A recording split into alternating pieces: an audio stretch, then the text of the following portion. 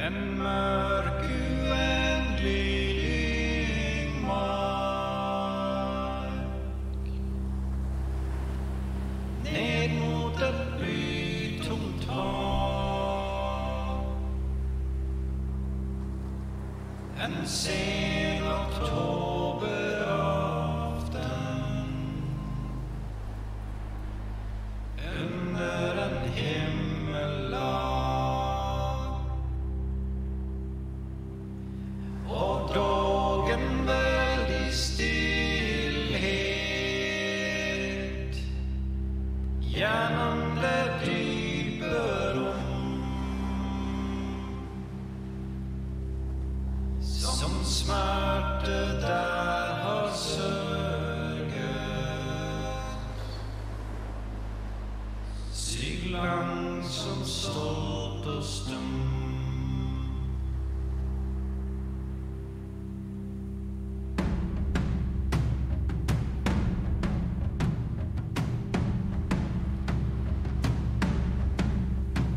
En mørk uendelig mark, ned mot et blytungt hav. En sen oktoberaften, under en himmellag, og dagen veldig stillhet, gjennom det dype rom, som smerte der har sørget, sig langsomt stolt og stum.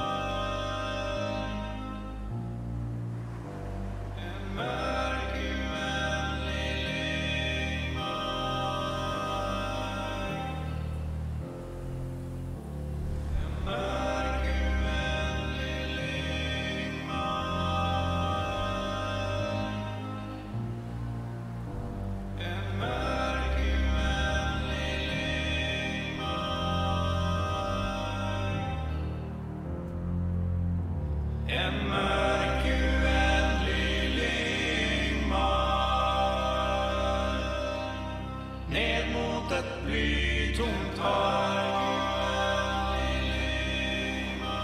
En sen oktoberaften, under en himmellag.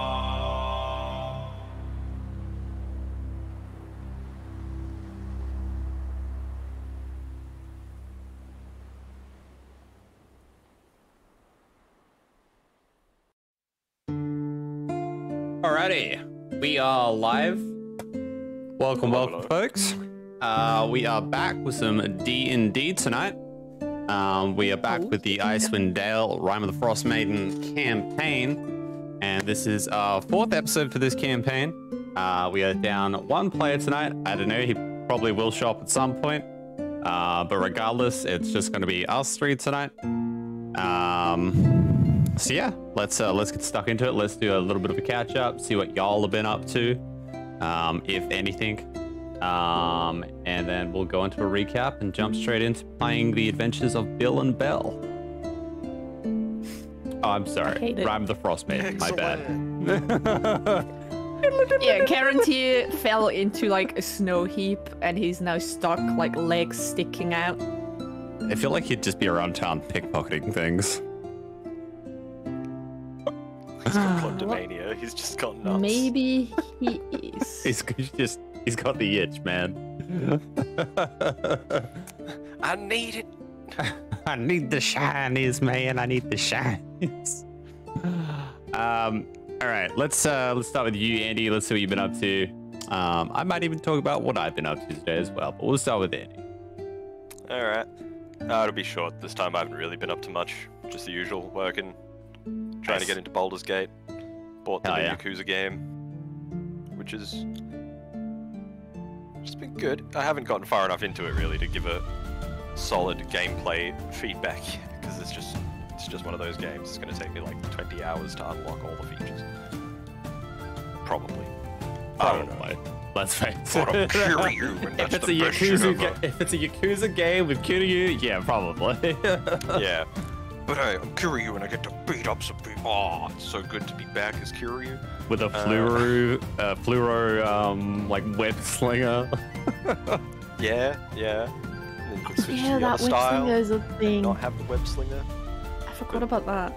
It's a pretty handy thing, especially when you can actually like use the directional thing and flip them over your head as they go past. It's the best. It's like a Spider-Man game. But cooler, Also, right? you are like you're looking for items in the environment as you get around in the open world that you just like thwip and retrieving. So it's got a practical use. Is there any like story as to why he got it? Kind of, I think. I mean, after seeing the story trailer, it's a bit like I can say almost anything from what I've seen at this point, and it won't be that bad. Yeah. I think he's kind of like a secret agent. He's Right. part of this organization called the Daidoji, which I don't really fully understand what they are. But it's taking place at the same time as Like a Dragon, Yakuza, the one with Ichiban. So Yeah. yeah, it's a cool little gap filler of what happened between the Millennium Tower for the 5th or 7th time or whatever it was, and Like a Dragon. Hell yeah. Need to get stuck into those suckers. Again. Need to play Kiwami, man.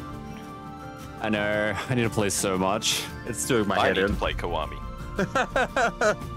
I need to get through my Skyrim bug I've just picked up, man. I played for like another, I think, like half an hour or 45 minutes yesterday when you left.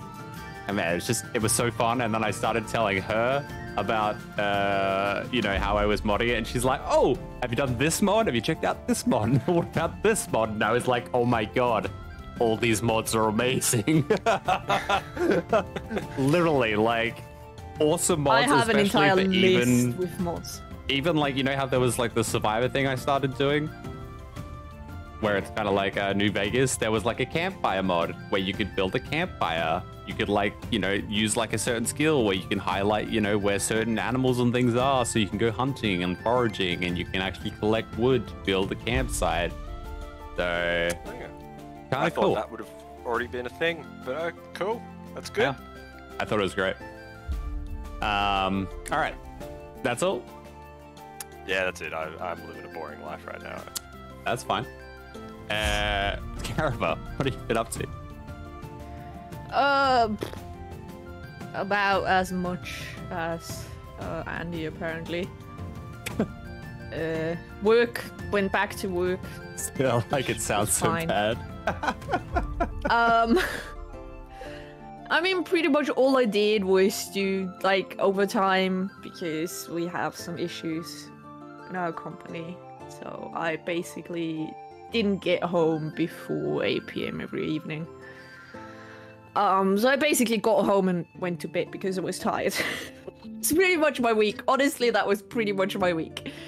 I played a little bit of My Time at Sandrock, which is from the guys that made My Time at Porsche, and it's that but infinitely better because the combat system doesn't suck and you have infinite sprint. So it's a good game. Fuck. It just doesn't fuck. Yeah, it just doesn't fuck. It is you just know? not down to fuck. It's just You heard me. You yeah, heard no, it, Twitch. It's good fun. I'm trying to get you, banned from Twitch. I'm trying really hard. Hey, this is a mature rated audio, channel, so good luck. Damn it. You can say fuck all you like. Well, not all you like. I might ban you from the channel, but... Incoming 12-hour fuck stream. Yeah. Just you saying it over and over again. First, let's just get through this DM session. Then we'll contemplate whether or not you're still here afterwards. Other than that, played a little bit of D&D without you guys, which was good fun. Playing Curse of Strahd. And once again, you sound like it's such a bad thing. No, it's not. Okay, listen, I had Play 4 hours D&D of sleep. without you guys, it was fantastic. It's great fun. Didn't have you guys around. Oh my god. See, the thing is, in that game, I have a tendency to get my character possessed and or in other really bad situations, so it's like Fair. I have some issues over there, but it was good fun, and I get to play tomorrow again because I just keep having D&D weekends where all I do is play D&D. It's great. Oh yeah. Who needs sleep? I like it. Other than that, not much going on. All right. I wanted to go home. Everyone caught the plague. I decided to not catch the plague and stay here. So. Hell yeah. All there is really. Oh no, that's not all there is. No, hold on. I got holding. I got the fucking best dice. I finally got the dice that say fuck you. You can't really see it because my camera is shit. Oh no, there I can see it. I mean, but basically on a 20 it says. Stream can't really see. You gotta lower it a bit more, but yeah. Oh god, sorry. Stream. That's all right. I'm sorry. Yeah, it says fuck you on a 20 and fuck me on a 1, and it's amazing and I love it. And I'm very much going to use this today, so be prepared. I feel like you should buy another one that's like just get fucked or got fucked. That's for your passive-aggressive DM. Yeah. When like a player is pissing you off, you just get that dice out where you just like get fucked. 20. it's for the special rolls, when you do something really stupid. Yeah. That's what that dice is for. It's the no fuckery die. Yep. That's what it is. It doesn't fuck. It doesn't fuck. No. It doesn't fuck. It doesn't fuck. Okay. Well, yeah, I guess I'll talk about myself a little bit. I don't know why I set myself up for this. Let's see. What did I do? What have I been up to? Obviously work like y'all, because we're adults. We have to do that shit. I did buy a new generator today, in which I kind of had to stand there and I actually got someone to try and tell me about the different kinds of generators, because like to me there was like 3 or 4 generators where they all had this amount of like output, but they were all the same output, right? Max output or starting output, and they were all priced very differently, from like $400 to like $1,500, and I'm like, these are all the same. What's going on, essentially? So I had to get some dude over to be like, okay, tell me about what the differences are. What's the difference between a generator and an inverter and all this stuff. And a little bit of that kind of stuck because he was one of those dudes who really knew his stuff, and he was kind of like just really fast talking. So I kind of like by the end it was like, yeah, I'll just take that one. Like I kind of knew what I wanted, and it like A, I had like a good deal, and B, it was like, okay, I'm gonna go like long term because I feel like that's the smartest thing to do in this scenario. And he gave me some very good points as to why I should go for that one, and I was like, okay, cool. But the rest of that stuff that he was talking about just kind of went over my head. I'm not gonna lie. He was like an older gentleman, and he was speaking very fast, and I was just like, okay. Barrage of information. So did that purely because my old generator, when I got back from Austria and like started working again, my old generator literally snapped, there's like these plastic little like feet below the actual motor itself that hold it, like sit it on the steel frame, the manifold. And there's like these little rubbers, like rubber feet that somehow snapped like halfway through. And the motor was literally just like resting on the manifold. Like the wires for like the electrical outputs were like extremely tight. The fuel line was just tight, and I was like using it for like a week or so, and I was like, yeah, I think it's probably a good time to get a new generator. I don't see a problem with that, honestly. I think that's fine. So I had a bit of fun running around trying to sort that out today. I put in another D&D book, Tasha's Culture of Everything, which looks like it has some pretty cool subclasses and a bunch of other things in there that I'm probably going to take a look at. I was like, I shouldn't, because I have so much there that like I haven't used or haven't even like read through properly, but it's like, but it looks so nice. So I got it, added it to my collection, and now I don't have them actually like the faces showing because I don't have enough room on my little desk here. So I was like, okay, I just gotta start like stacking them on this side. So I'm piling them up. Oh boy. But anyway, I think that's plenty. Let's do a recap. Yes, let's. It's been not that long. Anyone remember what happened? I gotta think about what actually happened in like episode 3. Give me a second. I do remember Bell had the sea hag's head and was taking it everywhere with him. Yes. Causing problems. We went and saw the guard captain, that's right, to get our reward for the sea hag. Yeah. Which you did. Which was 15 silver. Hey, I tried to get it back for that, man. Yeah. We also got the bag. Did we figure out what the bag was? Yeah, it was a great bag of tricks. Eventually we got the bag, but we had to go through a very long and tedious process of me buying a pearl, which I thought was the pearl, until I realized, you know, the pearl I'd bought was only 10 gold. The pearl I needed to use the identify spell was 100 gold. And basically Karantia had stolen the 100 gold pearl. Well, not just the 100 gold pearl, it was the other 3 pearls that were available. And then he stole my 10 gold pearl and switched it out for a 100 gold pearl, in which he wouldn't confess to. So I ended up going to the man who sold it to me and somehow got away with being like, hey, how much is the value of this pearl? Even though this was the stolen pearl that he's missing. Yeah. Should have been crushed by that Goliath. I should have been, but the rolls were on my side. Thankfully. So we ended up being able to identify the bag of tricks. We did get the tome from Imdra, I believe, the guard captain. Imdra, yes. And we found out that we couldn't actually read the language that was in the tome. Nope, it was a different language, and it was a cipher that was really hard to, or for you guys, really hard to decipher. Yeah, so we did find some imagery of a statue of I think a devil it was in there, that was actually in the town hall. And when we were going there to investigate, we had discovered that, well, we actually got, Andy got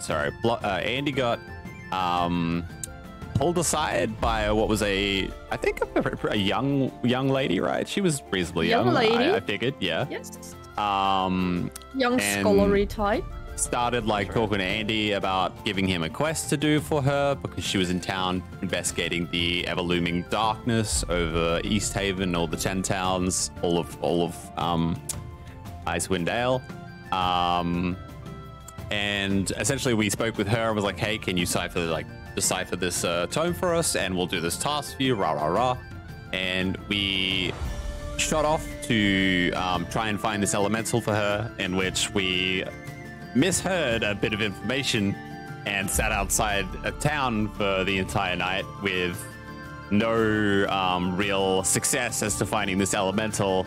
The only real thing that happened over the period was that a badger stole my sausage. Yep. You got robbed by a badger. I Yeah, tried to sing out to the elementals. Yep. No success. No They success. didn't hear, or they didn't like it. Who knows? So we ended up heading back into town and discovered that there was... I actually discovered on the way to the merchant when I was going to find out about the pearl that had been gifted to me by a pearl fairy. That's... There was, I think, 3 murders or 3 deaths in the town hall in the period that we were out of town for the night. So... Before that happened, you had a long rest in your house where you actually kept watch because you wanted to see if you could, find one of those elementals, the Chwinger, with your and there lantern. was like 3 dudes that looked like they were And walking you past, saw right? some hooded figures carrying big sacks walking past the house, seemingly in a hurry. And the next morning, while you were dealing with the jeweler and your pearl, you heard people talking and rumors about there having been murders in the town hall. Yes. Just like in the town... Oh, in the town hall. Sorry, I didn't hear that last part. In the town. Okay. Yep. All right. Is there anything you want to add to that, Andy? Did I miss anything out? I don't think so. All right. Let us begin the adventures of Bill and Belle. That is where we are right now. You have a disgruntled, very burly merchant behind you who looks like he really wants to beat you up, but at the same time, there's a lot of guards around today. Alright. So he's probably thinking better of it. And yeah, the two of you... I think you wanted to go to the White Lady Inn to talk to the lady because you had the idea that basically you gave her the journal and in the same night someone got murdered. So I think you wanted to investigate that and the town hall, if I remember correctly. Aye. Are we back at me forge or like You're currently in the middle of the marketplace. Okay, is Bill with me? I don't think he was with me, right? He was still back in the I was forge. still at the tavern. But Yeah. He went forge. to get a drink. Yeah. Okay. He Well, got his breakfast ale. I'll do what I wanted Like to a do at the proper forge gentleman. later. Yeah, I'm just going to go to find Bill and see if I can find him in the tavern, and then maybe Alright. tell him of what has occurred. I don't know if he's heard it or not, so... You get to the tavern. It is pretty busy, especially for it being fairly early in the morning. Everyone seems to be talking. There's rumors flying, talk about demons and other terrible things. Someone says that things came out from the lake during the night and that he'd seen them. There is a lot going on. But you do spot Bill just having his breakfast. Karantir is nowhere to be seen. If you ask the innkeep, she will tell you that he got a cold from sitting out in, the snow so long the last day, and he is currently in his room, in his bed, coughing and sneezing and just trying to get better. Alright, that's fine. The wee little lad probably can't take the cold too well, understandable. Yeah, I'm just going to come in, and I think if Bill's having his breakfast, I'll probably come in and ask, was it Nimetra, I think her name was? The proprietor of the tavern? Excuse me. Nimetra, yes. Yeah, A dragonborn. White dragonborn. I'm probably just going to hail her and be like, as I sit next to Bill and kind of greet Bill for the morning and See how he's doing after our wee adventures that didn't really. There was no success. That's all I'm saying. It's not a pretty sight. I mean, it was fun. Side eye as I slurp down my breakfast stew. Howdy, partner. Good morning. How are you doing? I'm great. Tip top. Did you sleep last night with all the news? There's news. Hey. You have news around here? Well, do you remember that we were going to investigate that creepy-ass statue we found in that book at the town hall? Apparently, there's been a few murders at the town hall last night where we were outside of town doing absolutely, you know, sweet fuck all, if you don't mind me saying. At that moment, Nimetra comes up, slams down, because she knows what kind of breakfast you like, Bill. You've been here plenty of times. Slams down your breakfast, and she looks at the two of you and she grins and she says, "Oh, I heard all about your adventures of trying to catch some fairy tale." Right, what'd you hear? Go on, out with it, spit it out. Oh, Gunther told me all about it. He was here, you know, yesterday night, laughing his ass off about how the three of you had a good time sitting in the cold snow, staring at a normal-ass lantern, thinking that some fairy tale thingy will come by. Yeah, well, and now look what you did. Garandir is in bed. Did old Gunther tell you how you only caught a little rabbit last night?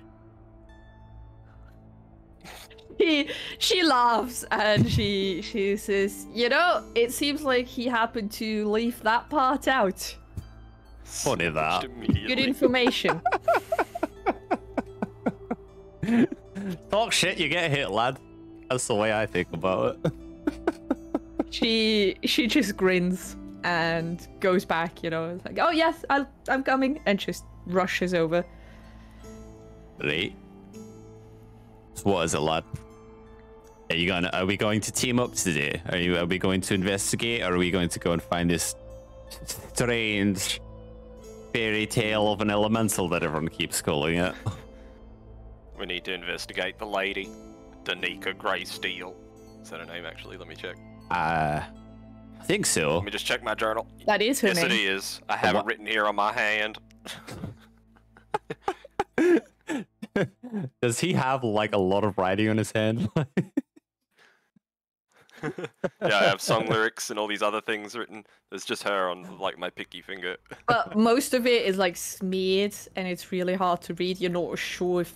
Some of it, you're not sure if it's actually writing or just, you know, dirt. Babble. You know, there is a general store where you can just buy a book, lad. You know? You don't have to scribble on your... Like, when's the last time you showered? Now that I think about it. I take a dip in the swamps whenever I can. But there are no swamps around, so bit of a problem. So basically what you're telling me is you haven't showered for a very long time because you're in the north now. It has been a while, but people do not mind my natural scent. Yeah, I am sure. a bard. I smell like vanilla and cherries. Either that or you just haven't heard anyone actually complain about your scent. It's just not too... Yeah, look... I will hear no more talk of this sea haghead possessor. Look, I think we can agree that we need to go investigate the lady we gave the tome to and see if she's actually still around. I agree. Does it... Smash my strubo. It's a wee bit sus. But, you know, she came into town, we gave her the... Well, I gave her the tome. I don't know if that was a good idea now that I think about it. And then all of a sudden there's 3 murders in town. So... I smell a conspiracy. How about we get another beer, we skull the one you don't drink, do you? Not since the incident. Okay, I look out to the metro, I'm like, 2 beers. Coming up. Let me have a point, and then we can go to the other beer, and on the way I can drink this other point, and then we can drink some more when we get there and start to investigate things. I think that sounds like a solid plan. don't you? I think so. I'm just gonna. Nemetra slams book. down the 2 beers in front of Belle. Just gonna grab one straight away. Is it my? Can I smell if it's like the honey mead? It is the honey mead. All right. Straight away. Smash. Be like, all right, I'm good to go. That's me breakfast warm up. You enjoy that, Belle. We're down to the last barrel. What? Not much honey mead left anymore. No honey mead. Why not? Well, not much. Well, we've not really gotten anything from good meat recently, so... Alright. How about you put that barrel aside for me, and you just tell everyone else that comes in that, you know, there's no more honey brew mead left. We're all out. She gives you the sweetest smile and she says, well, you can buy the entire barrel if you want. How much would that be for the rest of the barrel? Because it's not a full barrel, right? So... It's not a full barrel, no. She thinks about it, sways her head. 50 gold. Gives you this grin. I grab my pouch out and just like look into it. I like tie it up, hang this like loose little sack on the side of my belt. Well, how about I've got a couple of tasks I need to complete at this point. How about you just put it on me tab, right, and just keep it here for me, and then I'll definitely give you your money's due when I've got it. Oh, actually, speaking of your tab, Belle, it's getting rather long, and I think it might be time for you to, you know, pay up. Well, you know, I thought we had a good little chat about how I supply you with metal goods, torches, things, you know, that no one else in That town I don't can really supply. need, because I already have everything I need, and you come in here every day, drink the mead, which is fairly expensive. Ugh, You know? I swear no one's grateful. Look, how much do I owe? What's the tab up to now? 12 silver. Here's 1 silver, and I slide it across the table. And I'll get your 11 silver when I can. She grabs the silver, winks at you, and just turns around and leaves. You put that barrel aside! Yeah. Right, that went well. Did it. Please, lad, I'm just warming her up. I'm gonna grab my other, what, is it just like a stein it's in, I'm guessing, like, and just, yeah.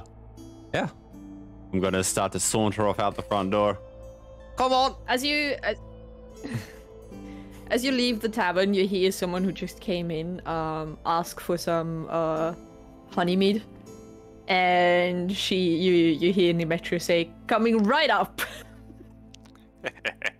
I'm gonna grab the dude. I'm not gonna grab him. I'm just gonna walk in real close and be like, "Don't you touch that meat."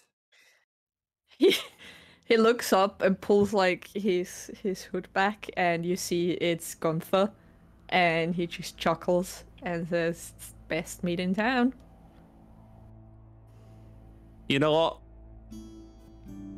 You can have your meat. Only because I like you. If it was anyone else, it'd be a different story. Also, hurry up and go goddamn catch some decent game, would you? And I just walk out the door. He shouts something after you that you can't quite make out over the very busy tavern.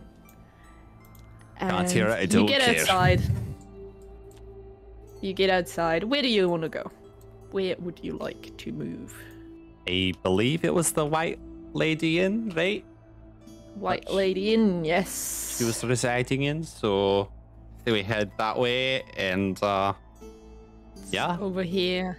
I'd like to maybe just keep an eye out on what's like going on in town? Like, what's the kind of feeling in town at the moment? Or, you know, if like there's anyone who isn't really from around here, you know, if I pick up on anything like that. I mean, you are literally with someone who is not from around here. Yeah, but I know him, you know? Other than that, give me a perception check. Right. I can do that. Not very well, but I can actually no, I can do that kind of well. Pretty good. You know this town. Things seem to be alright on the surface, but you also notice that there are a lot more people out and about. Tension was already on the rise because it is 2 days until the new moon, which is when the town will offer a sacrifice to Oriel. And people are obviously on edge for that because Easthaven is one of the towns that deals in human sacrifices. Every afternoon they hold a lot. Every afternoon on the full moon, new moon. Sorry, they hold a lottery and choose whichever unlucky person gets to get sacrificed to the pissed off goddess. So obviously because of that, tensions are sort of, you know, on the rise, and now with the murders, the town is very much on edge. There are a lot more guards around than usual. People are out, you see like groups gathered everywhere, like whispering in hushed tones, looking about. You do also, on your way, notice that the caravan that had just arrived is sort of hacking up fairly quickly. They had always planned to move on, but they feel it seems like they're in a bit more hurry than they would usually be. It seems like they are trying to get out of this town. But yeah, nothing particular springs to mind. So basically, it's just Easthaven. Basically, it's just Easthaven. Yeah. Normal day. Let's get to that inn, lad, or it gets too bloody cold out here. Alright, you make your way to the White Lady Inn.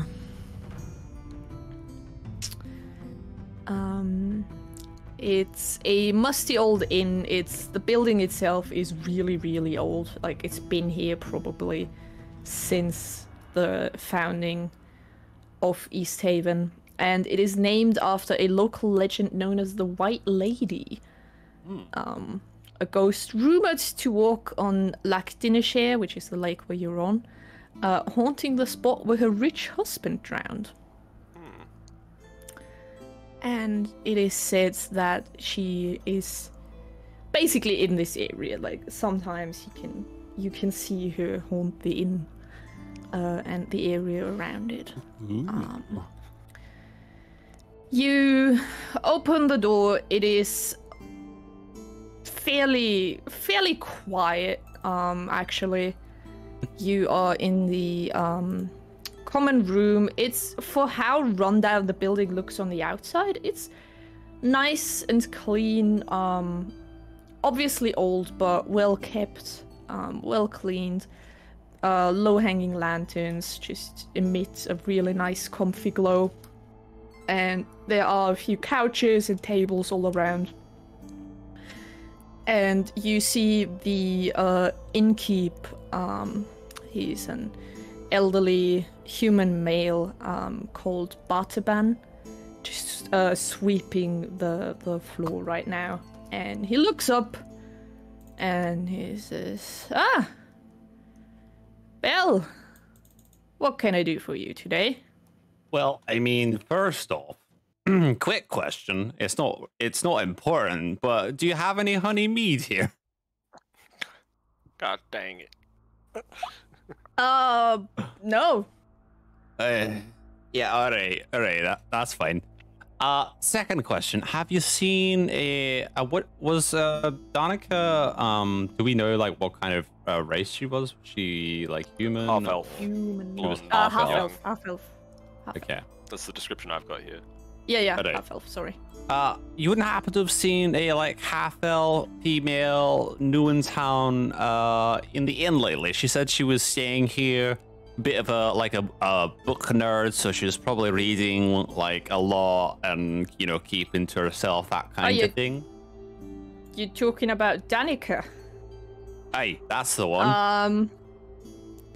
Yeah. And there's like this grin on his face, and he says, you should ask Ronaldo, he knows all about her. And you see from one of the couches a halfling with like a very feathery hat, motley clothing, and a fiddle. Which he's currently not playing. It's just sort of resting on the side. And he was reading something, and he looks up and he says, "Oi, fuck you!" Yeah. And Bartaba grins, and he says, "Our friend over there, tried to woo the lady, but didn't really get far." Did you now? Well, how's about you? I mean, how much is beer here again?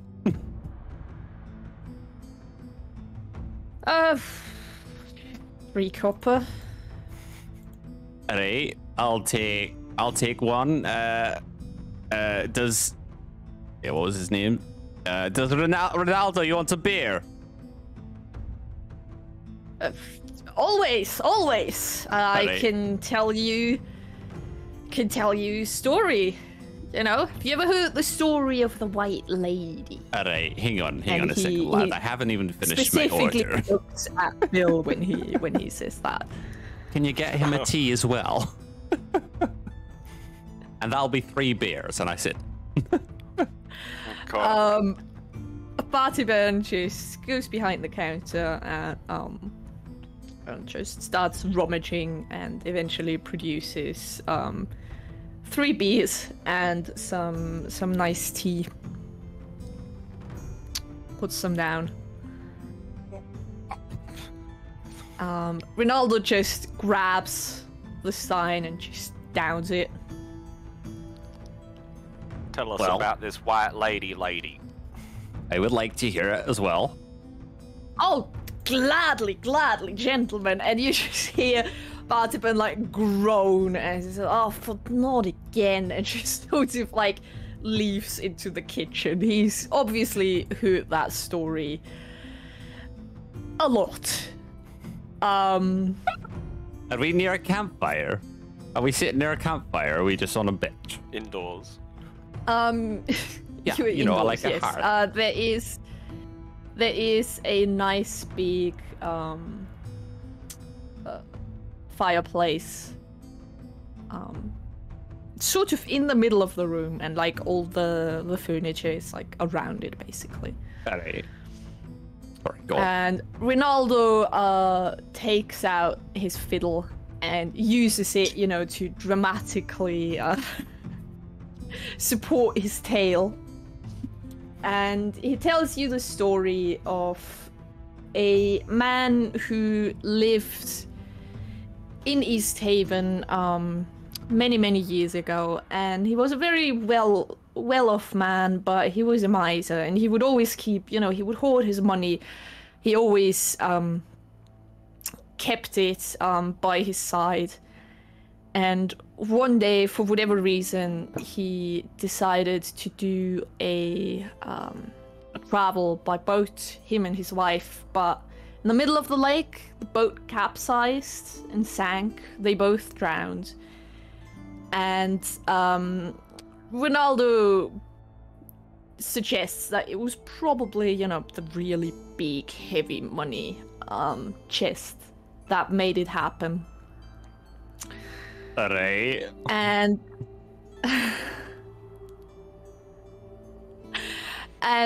Ronaldo tells you that he is very sure that the story is real, the treasure is at the bottom of the lake.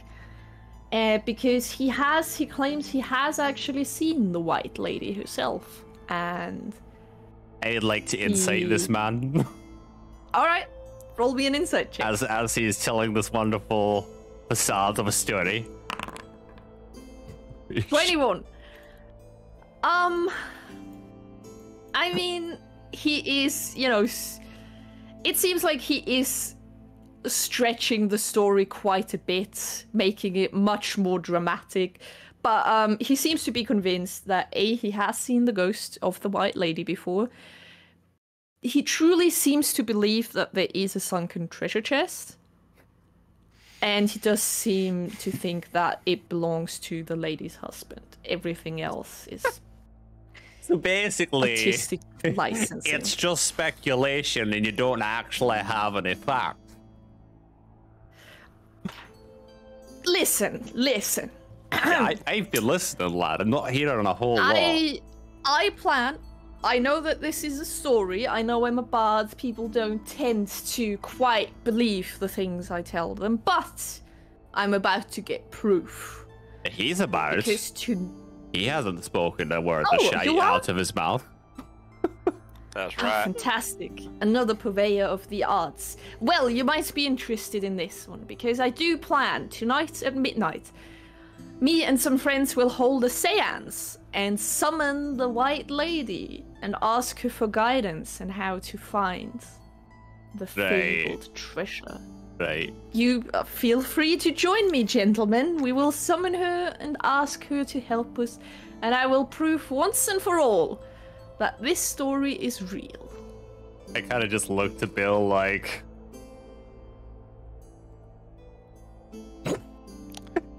This sounds like a terrible idea.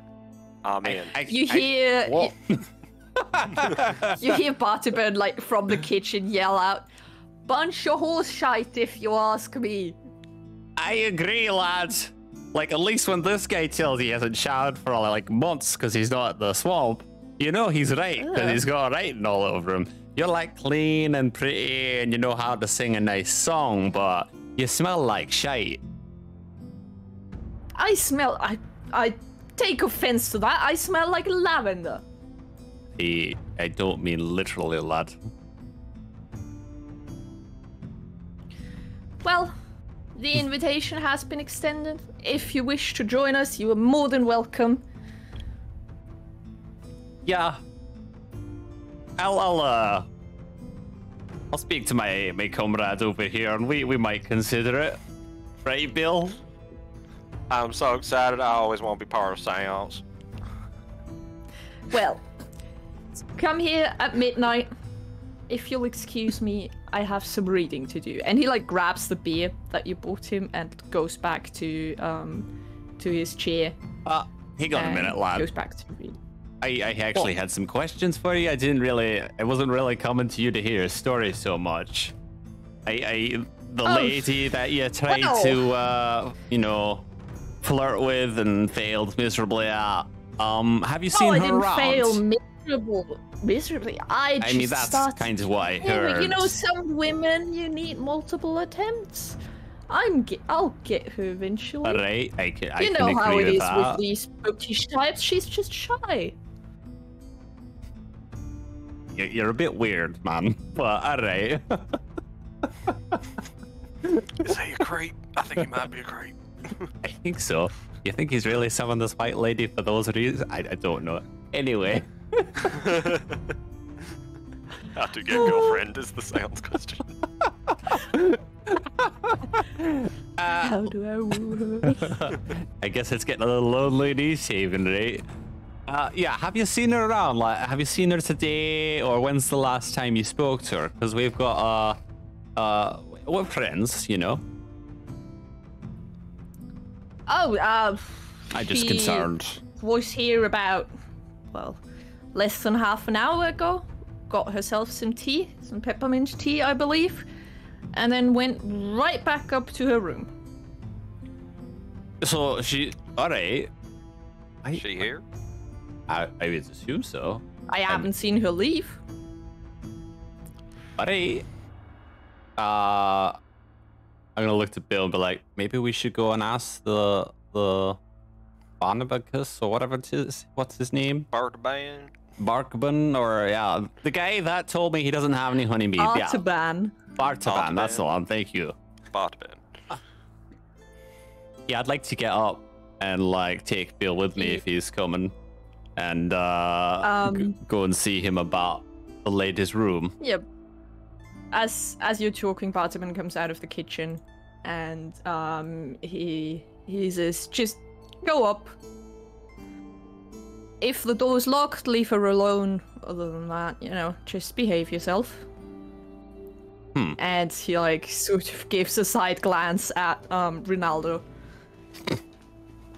who grumpily goes back to his chair. Right. Seems like that's less addressed at you and more at the halfling. Did she seem kind of Room off? 6, sorry. Just out of curiosity, how did she seem this morning? Was she a little off, or? Not really, she just didn't seem like she'd been sleeping a whole lot. Bags under her eyes. Seemed to be keen to get back into her room. Interesting. Alright, well, thank you very much. And I think me and my friend here are gonna go find the lass and see, stuff. Knock yourself out. Like I said, behave yourself. Other than that, I will. We'll do our best. You can count on Bill and Belle. I play the riff on my banjo. Ronaldo answers by playing a riff on his fiddle. It's my thing. You stop. That thing sounds disgusting. Dang, fiddle player. He does the really, really ear-piercing, screechy sound that you can do with a fiddle. Hey, yeah. Honestly, it sounds just as bad as his stories do. Alright, let's hit up, Bill. Man is a creep. let's get away from this one, I think. Alright. You go upstairs, to the first floor. There is there's a long corridor, 6 rooms on each side, and what seems like a communal washroom at the far end. And door number 6 is closed. Right. I would like to try quietly open it. All right. You're not just gonna open it. No knocking. No nothing. While he's doing it, I'm just like, Bill. It's like, wow. Oh, right. You reach yes, there. You push down the handle, and you realize the door is unlocked. You're gonna not open it and then knock. Yeah. Now, as he knocks, I'll just be like, "Milady, are you home? It's Bill and Belle. We met you yesterday in the middle of town, and you gave us a little task." You knock on the door. You call out. No one answers. Just I would silence. like to also be actively perceiving to see if I can hear her lock the door or be on the other side. Okay, give me a perception check. Oh.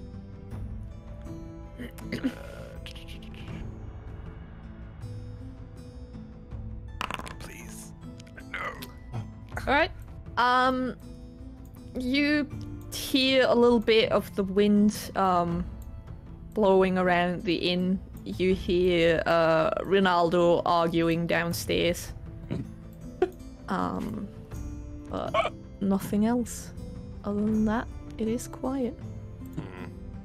I think I'll like place my hand on the door and just open it just enough so I can see inside and see if I can see her. All right.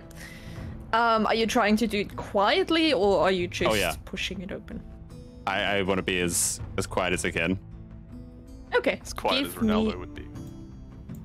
Give me a stealth check. Does this still have disadvantage because I'm in my armor? Are you in your armor right now? Yeah. I'm always in my armor. Then I would say yes. All right. There you go. 13. You gently push down. You open the door. There's like the faintest of... As the door swings open, you see a small-ish, but not like terribly small, room. Fairly simple but clean, with carpets, a wardrobe, a neat bed that looks like nobody has slept in it, and a table, a desk that looks out of the only window. And at the desk, you see a female just sort of slumped over, lying on the desk. The room is dark. It's lit by a single candle that's sort of burning, having been half burned down on the desk. I'm going to put my hand on like Bill's chest and just be like, "Hey, lad, this could be really bad, or she could just be asleep." We have the opportunity for the greatest prank of all time. What should we do? What you got? I know. I've got a bag of tricks. Oh my god. Use it. I would It'll like be to hilarious. grab one of the balls out of my bag of tricks and just like chuck it right next to the desk. Roll me a d8.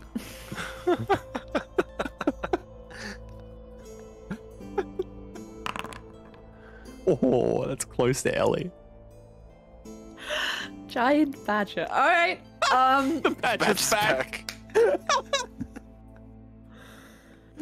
So you quietly open the door. You grab into your bag. You grab one of the fuzzy objects.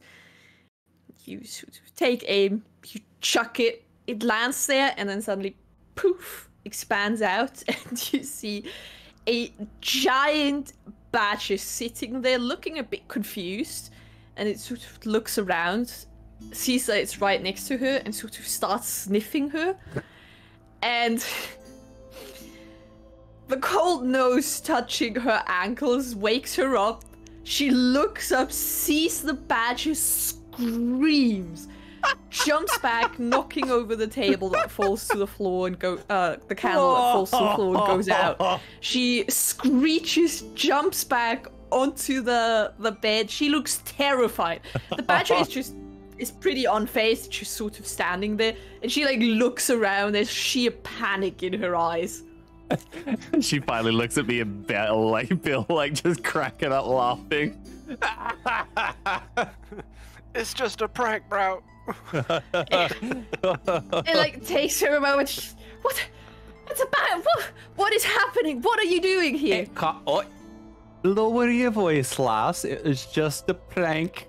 This here is Andy. What are we calling this guy? I wasn't the one who ever came up with him. I don't know. Bill and Bob. Badgie. Yeah, Bob, sure. Bell and Bob. Bill. Bob. Okay. You hear some heavy footsteps, two sets of footsteps rushing up the stairs, and you see the innkeep and the bard appear and run over and like, what's going on? We heard some screaming, and the Danica says, "There's a badger in here." Yeah, we just found the lass. Nothing to worry about. It's just Bob, our badger. We go back downstairs. The bartender glares at you, and he says, "What did I say?" You said behave yourself. Well, we're behaving ourselves. Yes, this is not behaving. Now get out. Nobody said It's I have to have a okay. word with the Out. lady. I don't want you. Get out of her room, and take your badger with you. Danica, before we No, go, no, can you come outside for 10 minutes? I just have to have a word with you. It's really Persuade him important. to just be okay with it. You get dragged downstairs. Batman looks furious. He is really grumpy. He tells you to get this badger out of his inn right now. Ronaldo seems a lot more relaxed. He's sort of chuckling now that he, figured out what is going on, and he's pretty entertained by the whole thing. God, this town is lame, right, Bill? I mean, no one knows what a prank is these days. Humorless folk. You speak about. It's like A few minutes later, you hear footsteps, and Danica comes downstairs. She's holding the tome, and she looks at you a bit miffed, but miffed because she just got rudely awoken and had the living daylight scared out of her. But there's a twinkle in her eyes that tells you that she's seeing the humor of the situation, and she doesn't seem to show any ill will towards you. How you doing, Ronaldo? Ronaldo just grins and takes the badger and seems to be petting it furiously outside. Furiously.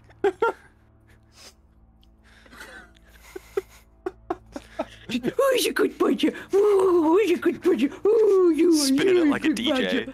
Yeah. I'd like to command it to bite.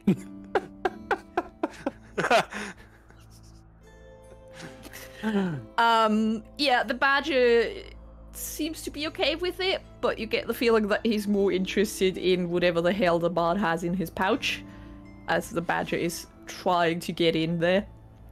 Probably a bit of food left. I apologize for the rude awakening, lass. Personally, I thought you might have been dead because, there's been rumors around town and we weren't sure if you were safe or not. So we just had to make sure, right, Bill? And I give Bill like a nudge with my elbow. That's right. Making sure you're okay. That's what we do here, you know? Well... Rumors? What kind of rumor? What? I mean, she sort of leads you to one of the sets of chairs in the common room.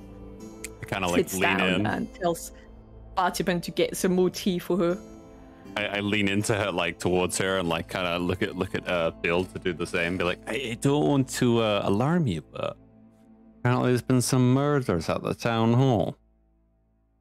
Murders. Where that, hey, keep your voice down, lass, alright? You don't want to go freaking people out. There was some murders last night, and There's no one here. Yeah, well, Ronaldo's a bit of a, he's a fluffy one. Look. But he's outside. Bob's sensitive to this kind of information. You don't want to hurt the badger's ears. Right. Anyway. What did you say his name was? Bob? Yes, Bob. Bill, Bob the badger? and I'm Bill. Right. Did you manage to find one of the elementals by any chance? No, not yet. We just thought we'd come checking on you and see if you're alright, because like you said, there were some murders in town at the town hall, probably near that weird statue we were going to investigate. So, just making sure everything's okay. Yeah. Well, I very much appreciate that, even though I would prefer to, not get woken up like this ever again. I mean, it's a strange place to sleep. Honestly, you look like you were dead. Well, yeah, I stayed up all night. And she sort of waves the tome. She says, "This is fascinating. It's like Hey? a million puzzles wrapped into one big puzzle. It's fantastic." and her eyes gleam as she talks about it. She looks like shit, by the way. Her hair is unkempt. It is very obvious she hasn't slept pretty much all night. She probably fell asleep like just before you guys showed up. Her clothes are like all wrinkled up, and yeah, she looks really tired, like massive bags under her eyes, but her eyes are like gleaming. So have you discovered anything new from the tome, or do you need more well, tape? it is gotta be honest, it's not my sort of specialty. It's kind of difficult. I know a little bit of the language that it is written in, but that cipher is something else. What language was it again, lass? I can't really recall. Old Thayan. Oh, yeah. From what I can tell. Isn't it like You a mean- proto-elven? Okay, cool. You mean the place where all the Oh, weird wizards roam around? Yes, the Red Wizards of Thay. You know, some people think it's bad luck to say even their name. That's how feared they are, but I, don't really believe in such superstitions. Yes, that is what the language is, but the cipher is another beast entirely. Whoever did this was either really paranoid or a real genius. But from what I can tell, probably the former. Don't they go Anyway, hand in hand? Sort of, sometimes. But I've been focusing on the sections that you wanted me to investigate first, which is the statue in town. And from what I can gather, he was interested in the statue because it is made out of a very rare metal. I'm sorry, what?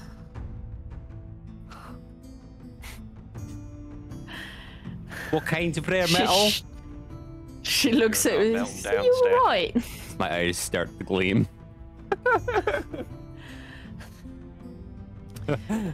That's a really important statue, Belle. He's like hurling it into the forge. Hold on. What is it called? It's called... Fuck, I just had it. Chardalin. Okay, how do I spell that? Chartulin or Chardulin? No, with the D, Chardalin. Dalen. Dalen. Yeah, gotcha. Hold on. I can send it. Chardalin. Is that even from around here? Not really. Well, see, I don't really know a whole lot about it myself. Right. But it seems to be a material that was... And she like pauses, and you can see that she's like, now that she's, properly thinking about it, she suddenly seems unsure if she should, keep talking. Go And on, she says, lass. well, it's... Right, well... As I whisper for Chardalin- Bob to hop into the table. Bob is not allowed in the inn. Bob is outside. Damn it. Bob got kicked out, like, My badger so intimidation play is gone. fast. It seems to be a metal, if I understand this correctly, and I'm not entirely sure, but it seems to be infused by Netherese magic. And she, like, sort of gives you this look of, like, this is obviously really bad, and as if she's expecting that you know what this is. Do I know what And this if you is? Being someone that is knowledgeable in the forge. Give me a history check. Alright. I don't like history. Could I have advantage at all? Because I think I have... No, wait. I think it could be a feature for Kaladesh dwarves, but I think that might be... where is it?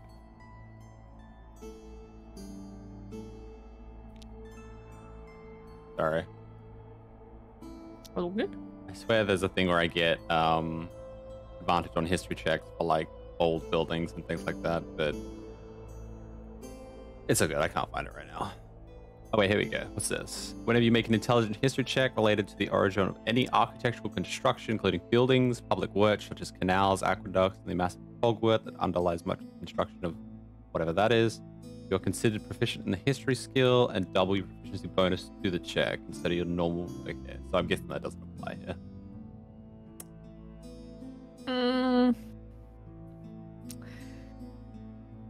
Sure. Let's say it applies. Yeah, no, that's fair. Alright. You are from a dwarven town. Yeah, all right. I can see it. Yeah. Roll with advantage.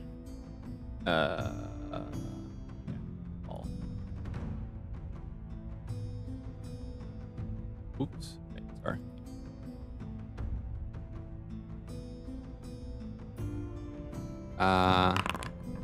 Oh my.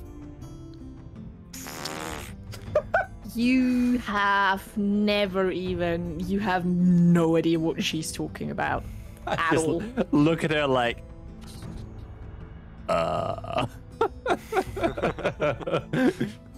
Nether knees, did you say? She sort of sighs. I haven't heard the term. Sorry, lady. I avoid devil magic for a lot of reasons. It seems like there's a lot happened with you, Bill, that you really haven't been clear about. Some things are better left unsaid. The accident, avoiding devils for some reason. Things are happening. I'm experienced. She sighs and she says, well, not much is, again, I'm not a specialist on this. You'd have to talk to someone else, but the Netherese Empire existed a long time ago. They were incredibly powerful and proficient in magic. They built things we can't even dream of. They were famous for having floating cities up in the skies. It is said that their people were immortal and lived forever. They had constructs that would do their bidding, keeping it so nobody had to do any manual labor, and they were all able to, just live a leisurely life. Aye. I'm not sure how much of that is true. Again, not my area of expertise. What is known, however, is that at some point the Netherese Empire fell, crashed down. Their cities literally fell from the skies. And things were extremely bad for a long time afterwards. It seemed that they had done something to the weave, to the magic itself, that corrupted it. Eventually that problem got solved, but some of that corruption is still present in Netherese artifacts and, well, anything really that has to do with the old empire.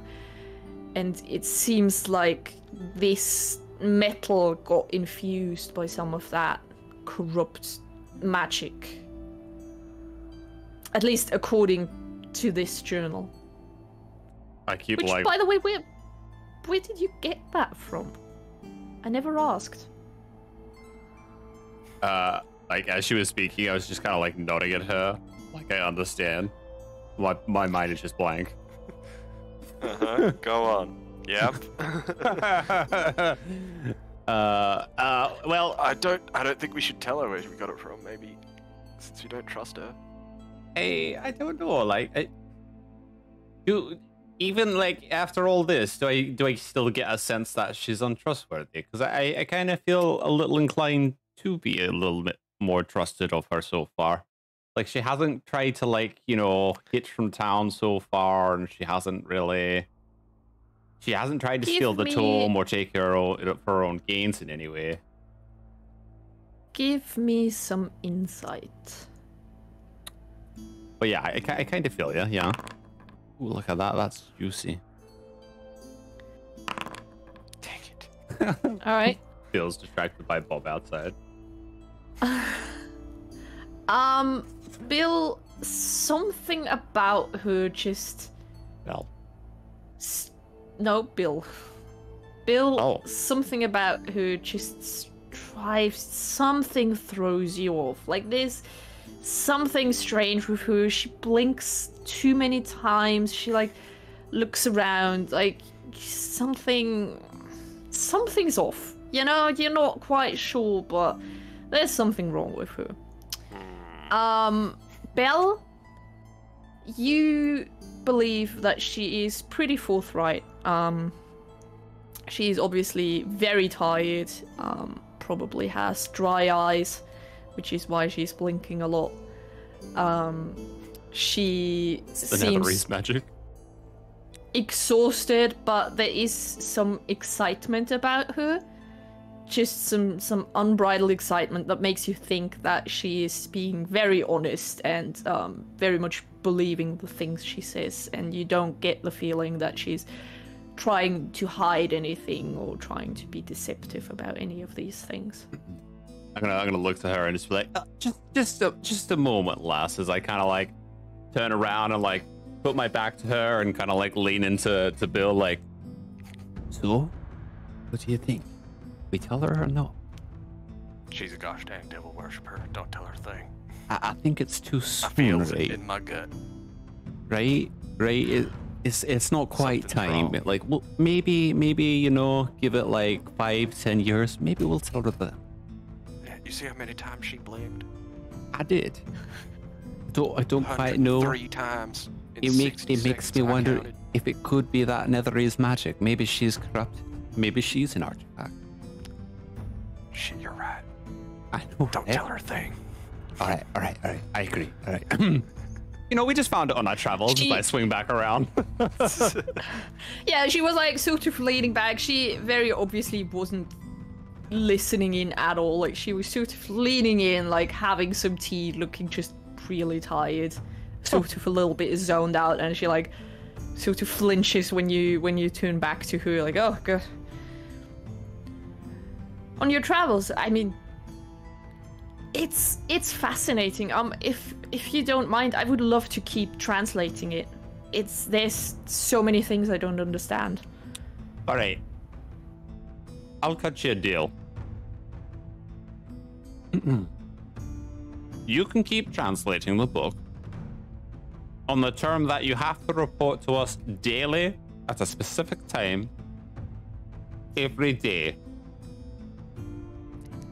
on what you found the night prior.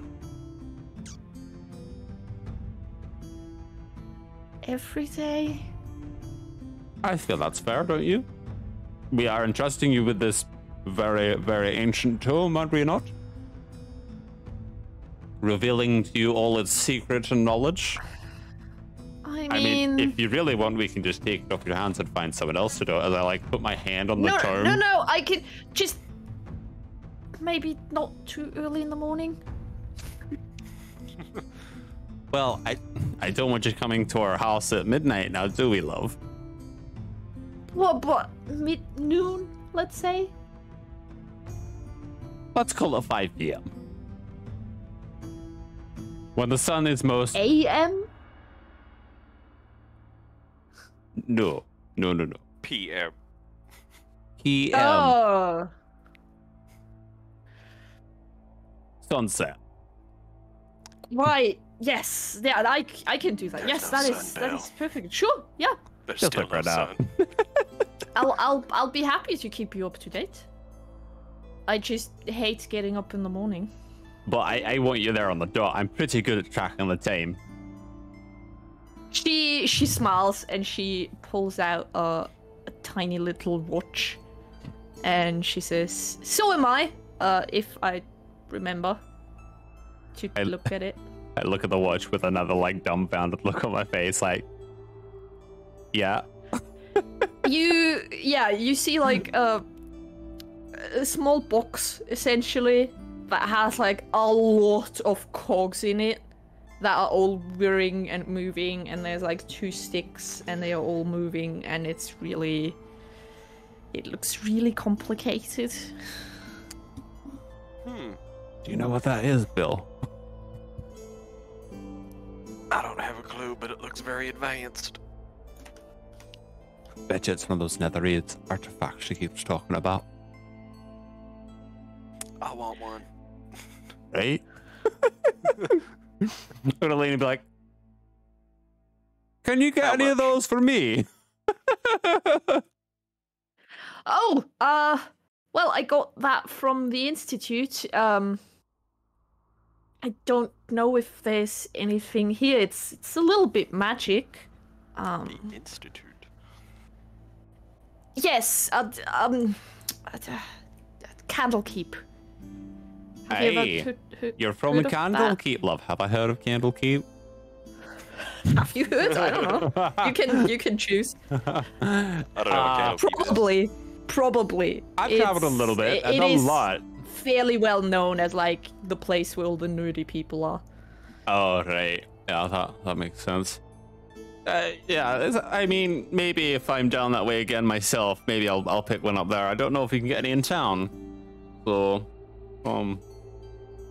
but you know, if you see any more, you let us know.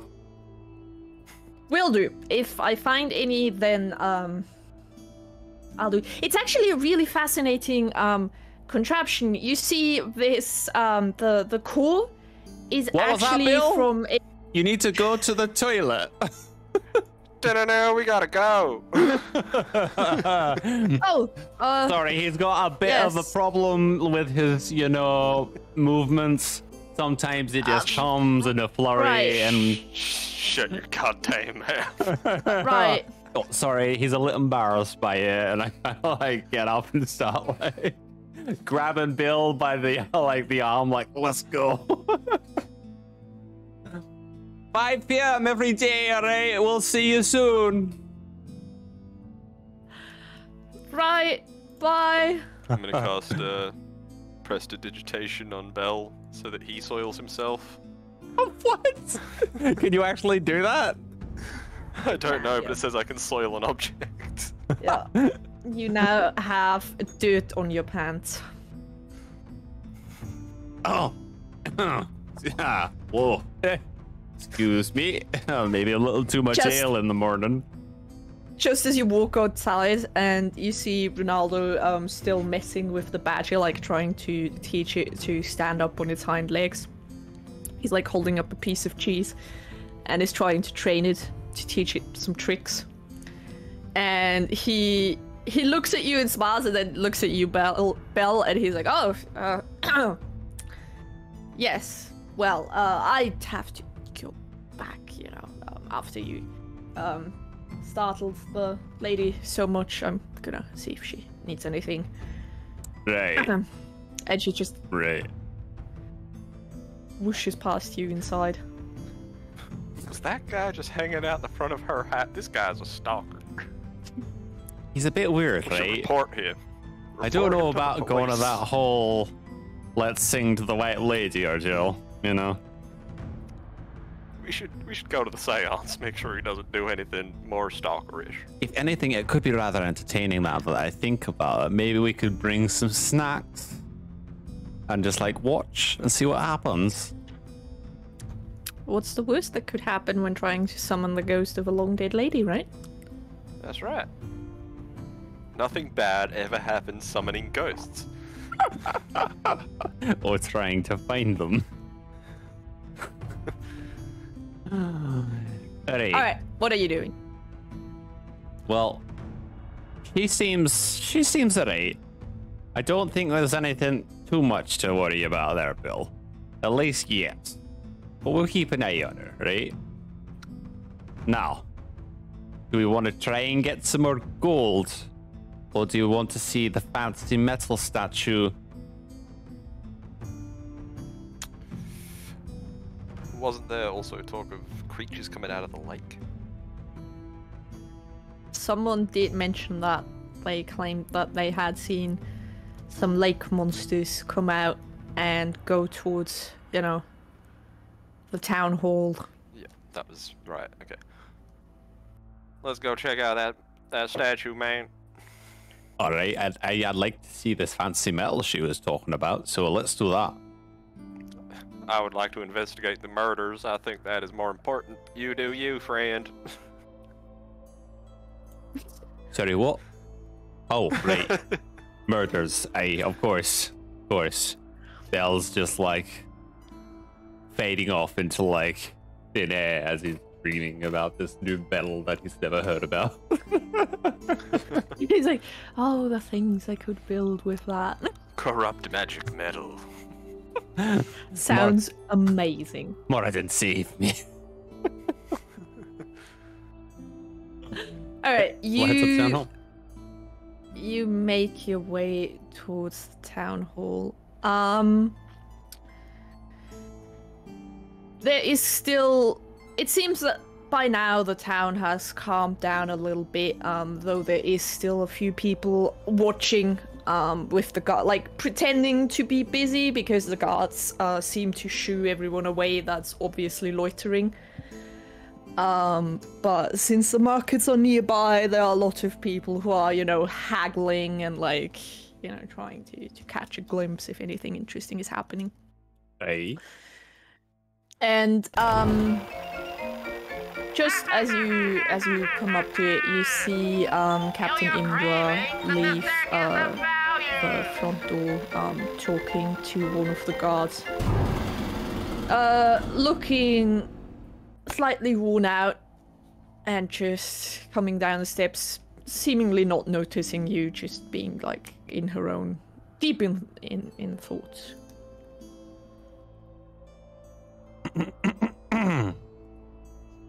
She's your friend, Bell.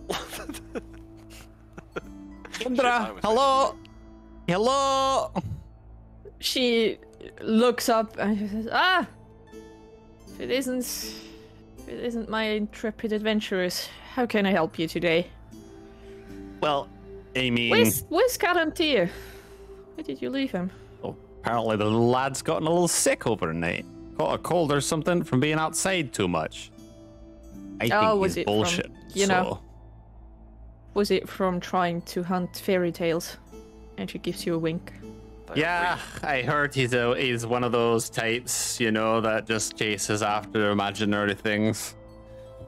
Us, on the other hand, Bill and Bell, we're taking things to the next level.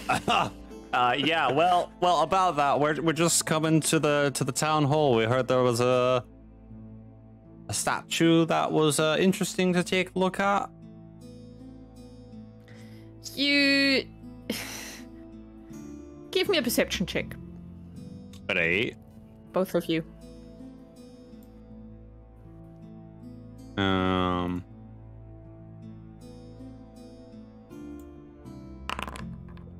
baby, wisdom. I love wisdom. All right. Oh my God, Bill. Both of you notice that as soon as you mention the statue, like her eyes narrow, and she looks at you and she says, "What about it? Why are you suddenly interested in this statue?" Well, I mean, we've heard there were murders in town. You gave us a tome with the statue picture inside of it, so we thought we'd kind of investigate, see what was going on. Tome with a picture of the... Did you not look at the tome you gave us? Give us tome. Well, I couldn't read anything. I thought it was just a diary. Yeah, we skipped past the dialect or, you know, the literature, and we went to the pretty pictures in the back. spit it out. What do you know? And she sounds antsy. Like, she sounds like she's very on edge. Well, I mean, ourselves haven't really found anything out besides the fact that we have a half-elf lady in town who's currently deciphering the tome, and she tells us it's kind of no, it was by the old Thayan people, you know, the Red Wizards. Written by them. It's in their language, so we don't know what it's about. Well, that makes sense. We found it on a Red Wizard. Yes. Aye. To be expected. But something about the statue could be potentially corrupted by Netherese magic. Her eyes sort of go wide. She looks at you. Give me a persuasion check. Is it a pretty statue, by the way? It's a demon. Oh, yeah. All right. Her eyes sort of go wide, and she thinks for a moment, and then she says, "Follow me, you two." And she turns around. What about leads Bob? you back. But He's coming. is that your badger? Hey. You have a badger. Since when? Hey. He has a name. Leave him outside. His name's Bob, and he comes with us. He's protection. You know what? Sure. Nice to meet you, Bob. And she sort of strides past the giant badger, and she leads you back into the town hall. The town hall itself, it's a 2-story wattle and daub building. Usually you go there if you need like your license is renewed, if you have complaints, pay fines, whatever. It's just the administrative center of town. Like you go there for pretty much anything that has to do with the law, like whether it be getting a fishing license or complaining about a thief or something.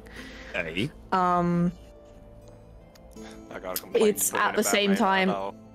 oh, It's also a prison. They have prison cells in the cellar, although they usually stay empty. They very rarely have something that would cause them to chuck someone really in the prison. Usually they just hold like drunk people there to sober up. Alright. And she leads you into the room with the statue. Low burning lanterns cast a gentle glow upon a tall black object in the center of this room. Although one could easily mistake it for a statue, this object is actually the figurehead of a ship and is carved in the likeness of a winged demon. The demon-shaped figurehead stands 8 feet tall. Shards of wood jut out of the demon's back at the points where the figurehead once attached to the hull of the ship. And there are a few things that instantly just jump to mind. First of all, you see there is 3 bodies covered with white sheets still on the floor. There are signs of combat in the room where like axes have hit the walls. There's a few crossbow bolts like stuck in. One is in the ceiling. There are a few scattered on the floor. Hey.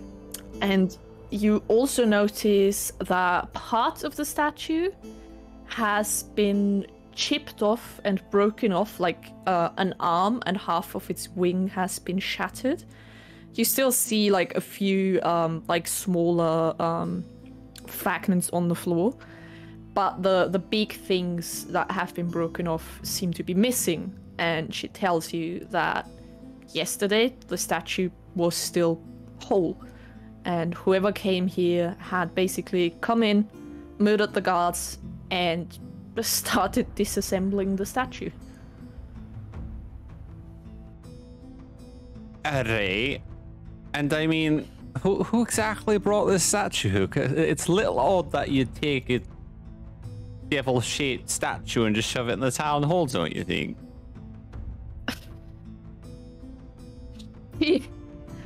She laughs and she says, well, you're not wrong.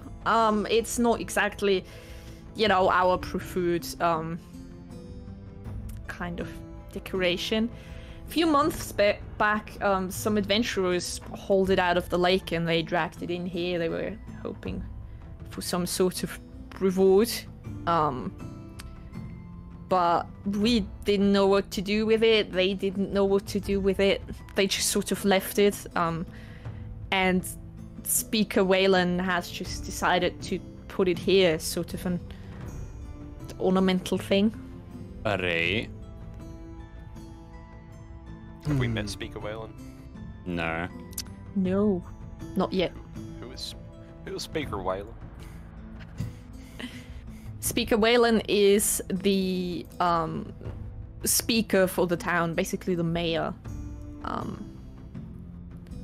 And he's Belle, you would know, he's very well respected, forthright, honest. He tries to do right by everyone, and people basically keep electing him as the leader every few years because he keeps things in check, and he's, you know, everyone can see that he's doing his best to keep the town running. Alright. He's very, very well liked. So, let me get this straight. Someone's coming to town. They've killed your guards. No one's seen anyone come into the town hall that night or leave. Nothing. So What about them creatures What creatures? rumored to come from the lake? Yeah. People are saying there's creatures coming from the lake. People are saying there's creatures coming from the air. There's demons, apparitions. I've heard every conceivable story. But we found no tracks. We've really found nothing at all that would give us any hints. I mean, have you seen anything suspicious? Well, I know you were out late last night, so... I must admit, when we came home and had a bit of a rest from our travels, that Karen here said he had seen a couple of hooded fellas come into town carrying sacks. And now that I think about it, it could be your assailants that you're talking about here. She nods and she says, which way were they going? Tell me. What way were they? I think they were leaving town, right? They were leaving town. They were coming from the town hall, and they were basically walking past, like, they were walking, hold on. I have too many things. They were basically walking down this road. Yeah.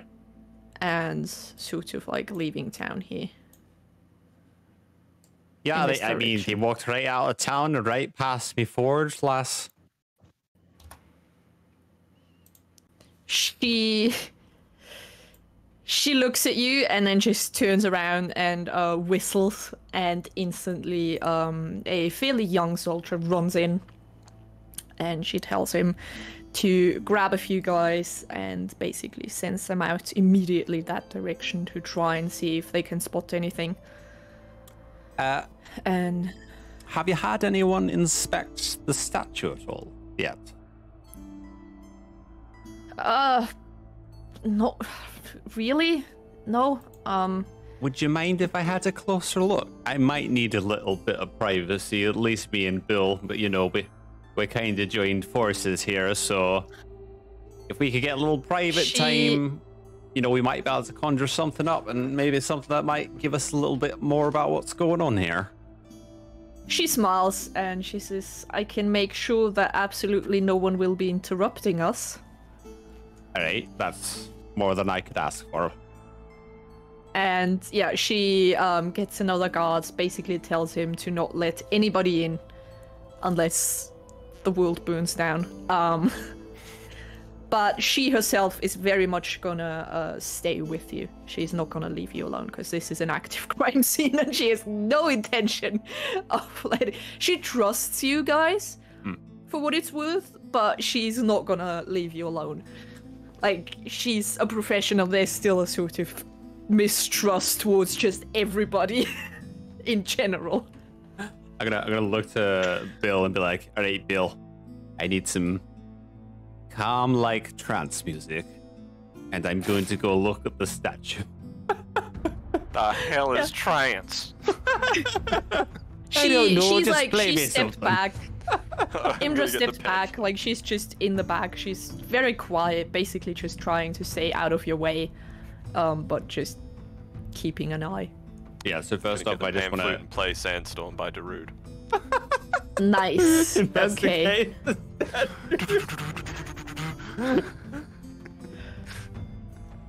It is... Yeah, sure. You played the Root Sandstorm. Okay. Snowstorm would probably be, you know, better, but... Get out. We'll rename it. Bo Bill Remix. So can I make a check? Yes! Give me well, how are you trying to...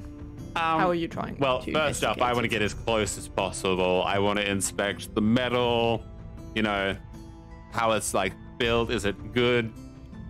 Like, is it forged well? Is it smooth metal? Like, what's the quality of the metal? I kind of just want to get a feel for it, not because I'm just touching weirdo it? when it. Oh yeah. Okay. First of all, if you touch it, give me a DC 13 charisma saving throw, please. Ah. I should have touched it. Charisma save. See that is.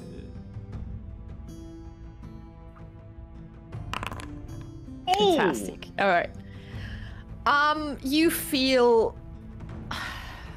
as you like investigate it and touch it, you feel like a little bit of some strange paranoia like creeping up in the back of your mind, but you shake your head and you concentrate on the actual thing. Give me an investigation check, and being a blacksmith, do it with advantage. Yes. Oh my! Come on, man! I'm the worst All you blacksmith. can say is this is something you have never come across. Looking at it, it seems to be really well crafted, but you can't even tell how they did it. Mm-hmm. It's almost like the entire thing was forged out of one big piece. Yeah. There are no seams or anything. It's incredibly well made, but you have never seen anything like it. As you investigate it, you're not even sure if it's technically metal.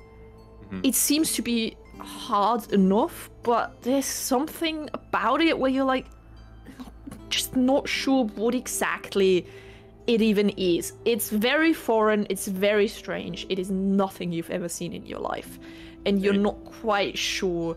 You feel like you would need some more time with it, do some proper experiments, some working to get a feel for the material, to figure out how it reacts before you can have a proper assessment. Yeah, so like I'll be running my hands like down along it and getting a sense for it and feel that, and I kind of like pull away a little bit.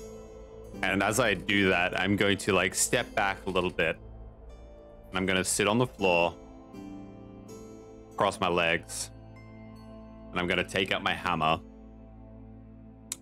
and I'm going to cast Detect Magic as a ritual. Okay. And my eyes will like just kind of glaze over that white again.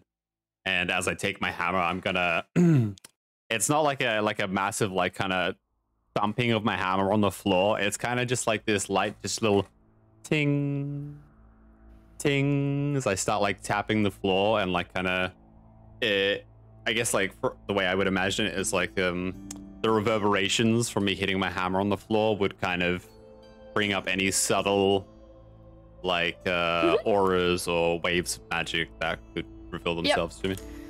You start tapping your hammer, and at first it just sounds like normal, you know, metal tapping on the stone floor, but eventually there's like an ethereal sound to it, an ethereal clang to it, almost as if someone were actually hammering on a forge.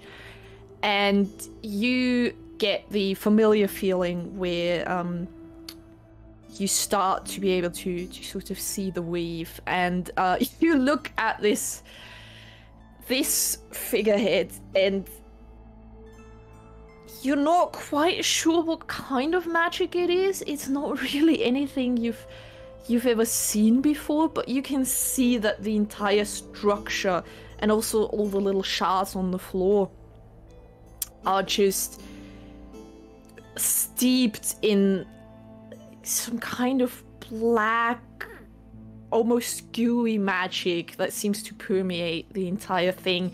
It's very strange, very foreign, but also you being a cleric and being attuned to holy magic, you instantly realize that this is very much a desecrated object. This is something that is radiating pure evil, essentially. It's no good. Touching it, probably bad idea. Having it around for a prolonged amount of time might already have like subtle negative effects. It's difficult to tell. But it's not in. It doesn't have any magic cast on it. Mm-hmm. It's intrinsically magical, basically. Yeah. Okay. Yeah. I'll just basically just my eyes will come back to being normal, and then I'll look to Bill and just be like, "All right, you want to take a look?" I mean, I don't know. Sounds pretty bad. It ain't. I'd like to do one more check, and that would be: is the can I get a sense, or have I come across any figures that might look like what this statue looks like?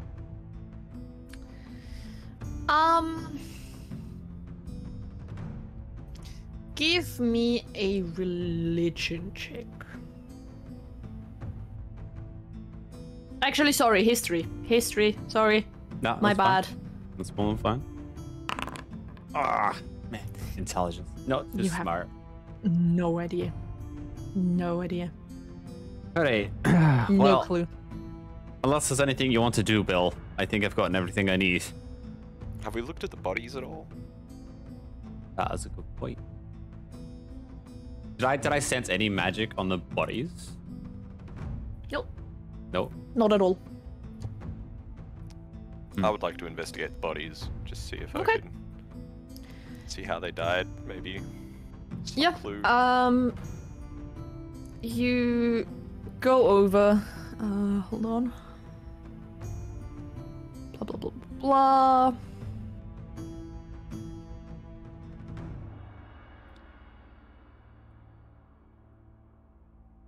Okay, cool. Yeah, you go over to where the three bodies are lined up. They have been moved, and it seems that someone has already basically looked at them, investigated them, and you pull back the blankets and you look at them. Give me an investigation check.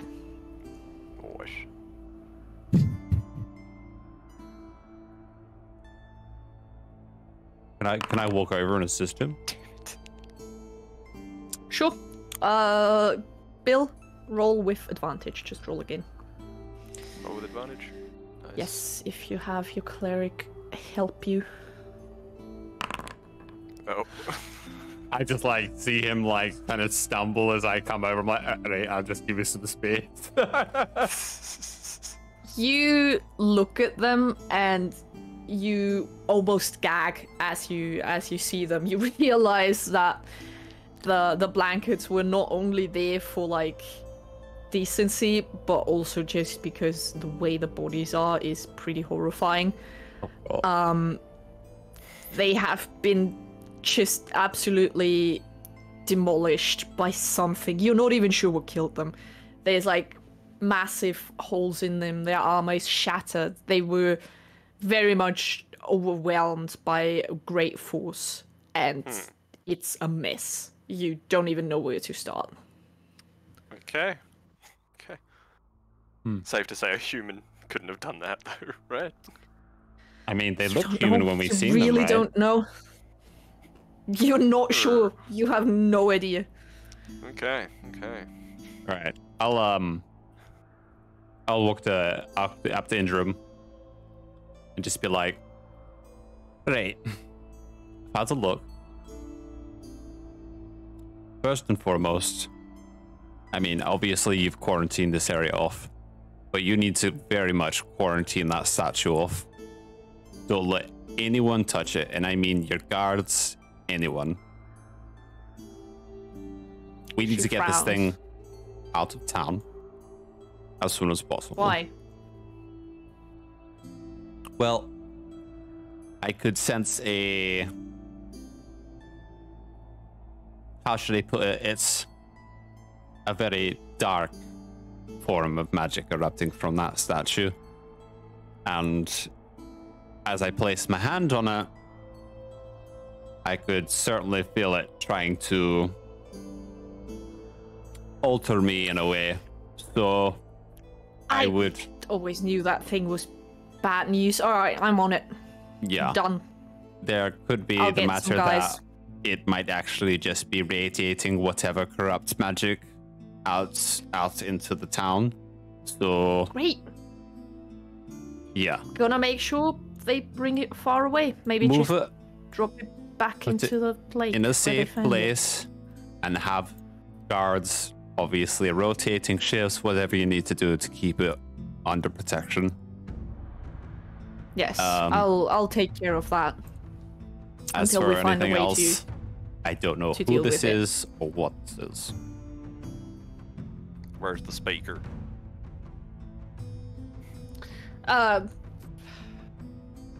He's currently, well, he took it on himself to inform the families of what happened. He said it was his duty to tell them.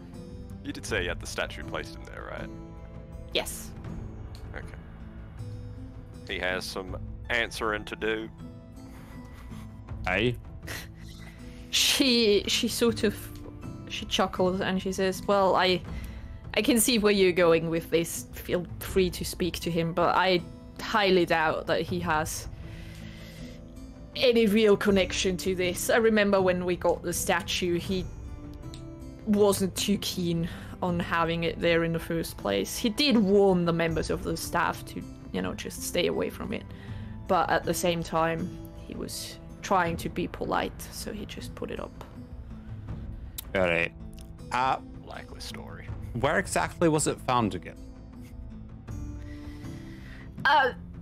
In the lake. The adventurers said they had lifted it up, found it down there, shipwreck, and thought it might fetch them a nice amount of money. Excuse me, you said a shipwreck? Are we talking about the lady, the white lady and her husband's shipwreck? Let me just I've combine been listening these to two Ronaldo. notes. Has he been going on again?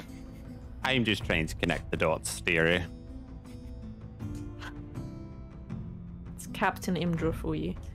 No, I don't really think it's necessarily connected. Alright. If you find a connection, do tell me about it, but I'm not sure that's the case. Do you Many know the strange lads... dealings in these places. I've learned not to jump to conclusions. Do you know where these lads might be? So that maybe we could ask them whereabouts they actually hurled this statue out of the lake from, so we could investigate a little bit further. I have no idea.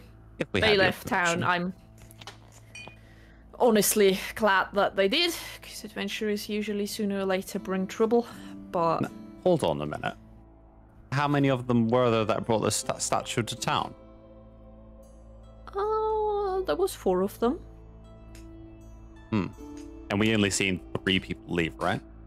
You saw 4 people leave. Well. Interesting. So 4 people brought you the statue out of nowhere. Now 4 people have come into town, killed 3 guards, and left with some parts of the statue. Why would they leave the statue with us, vanish for several months, and then come back, break in when they could just come in during the day and get their damn statue back? Why does anyone do anything? I mean, cultists do funny things, lad. Like I said, there's dark magic coming from that statue. They could have placed it here on purpose, for all I know. Those figures you saw, how Hey. big were they? Do I have like a sense of how tall they were? Like, were they like human size or larger? They were from, I mean, it is always really difficult to tell In the middle of the night where there's no day, yeah. in the middle of the night, in the middle of winter where everyone is bundled up. All of them were roughly the same height, and they were a little bit shorter than humans. Yeah, I tell her that. All right. She says, she laughs and she says, "Well, in that case, I can already tell you that it's not the adventurers, because they had a half-orc with them." Right. Alright. Fair. Well, We're looking for a half orc. checks that off. Write it down on my hand. Half orc. Half-orc. Guy's running out of room. Alright. He Well, has 2 hands. I think we'll go speak with the mayor, but if you hear Feel of free. anything else, you let us know, and hey, you know, Bill and Bell, adventurers for hire. She rolls her eyes and she says, "Keep me posted if you find out anything." Alright. Bill, let's go. And also, keep that badger on a leash. Yeah, I don't need to keep Bob on a leash. Look at him, he's perfectly behaved as he's like walking up to the statue, like licking it. No, he's outside. They Oh. did not let the... Oh no, she did leave let the badger in. Sorry. Yes, Why is my everyone bad. Yeah, leaving Bob outside? yeah, as you go, Bob starts to sort of lick some of the small bits of metal on the floor. Alright. Nether, he's. Does it have to make a charisma saving throw? Sure. Give me a charisma saving throw for the badger. Should I just roll a d20 because I don't have a sheet for him? Yeah, I will give you a sheet. Just roll me a d20. How charismatic is a badger anyway?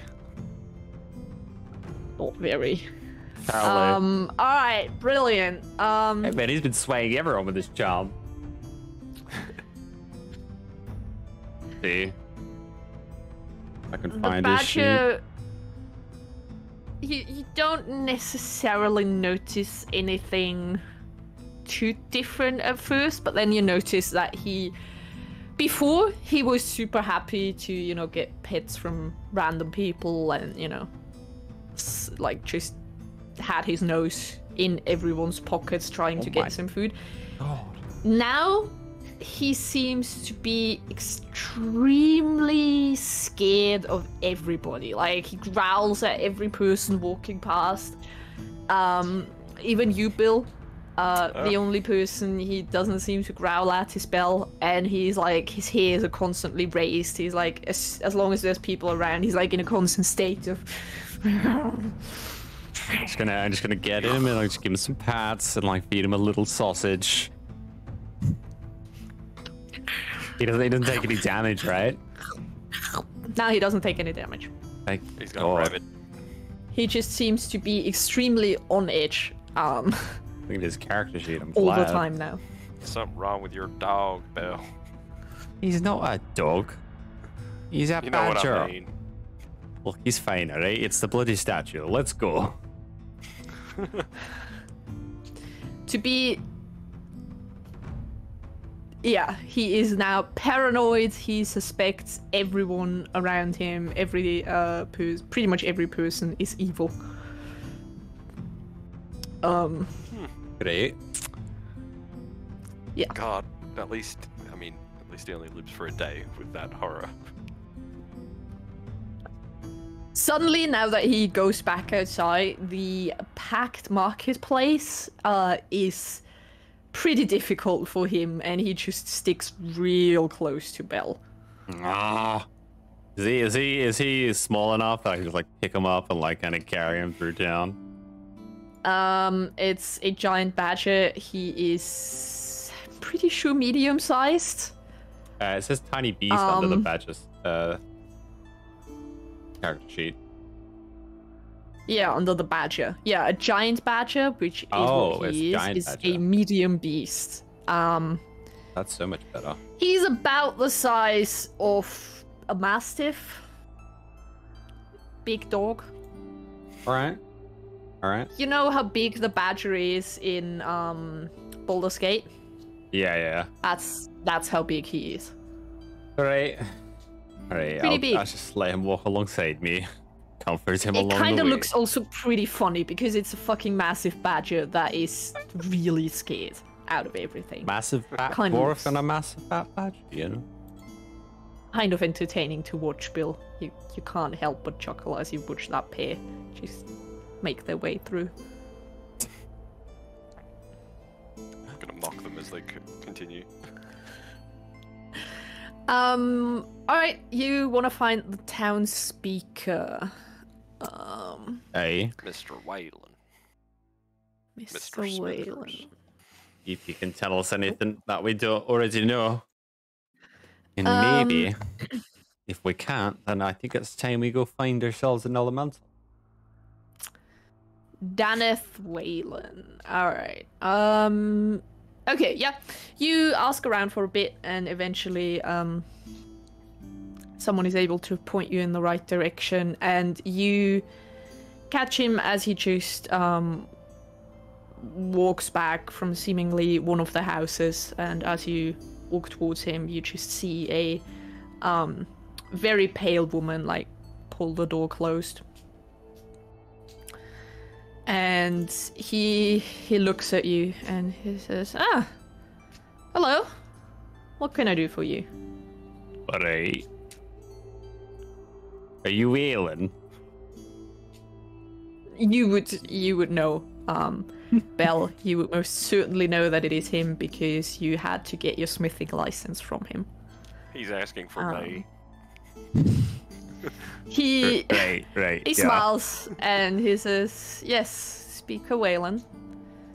At your service."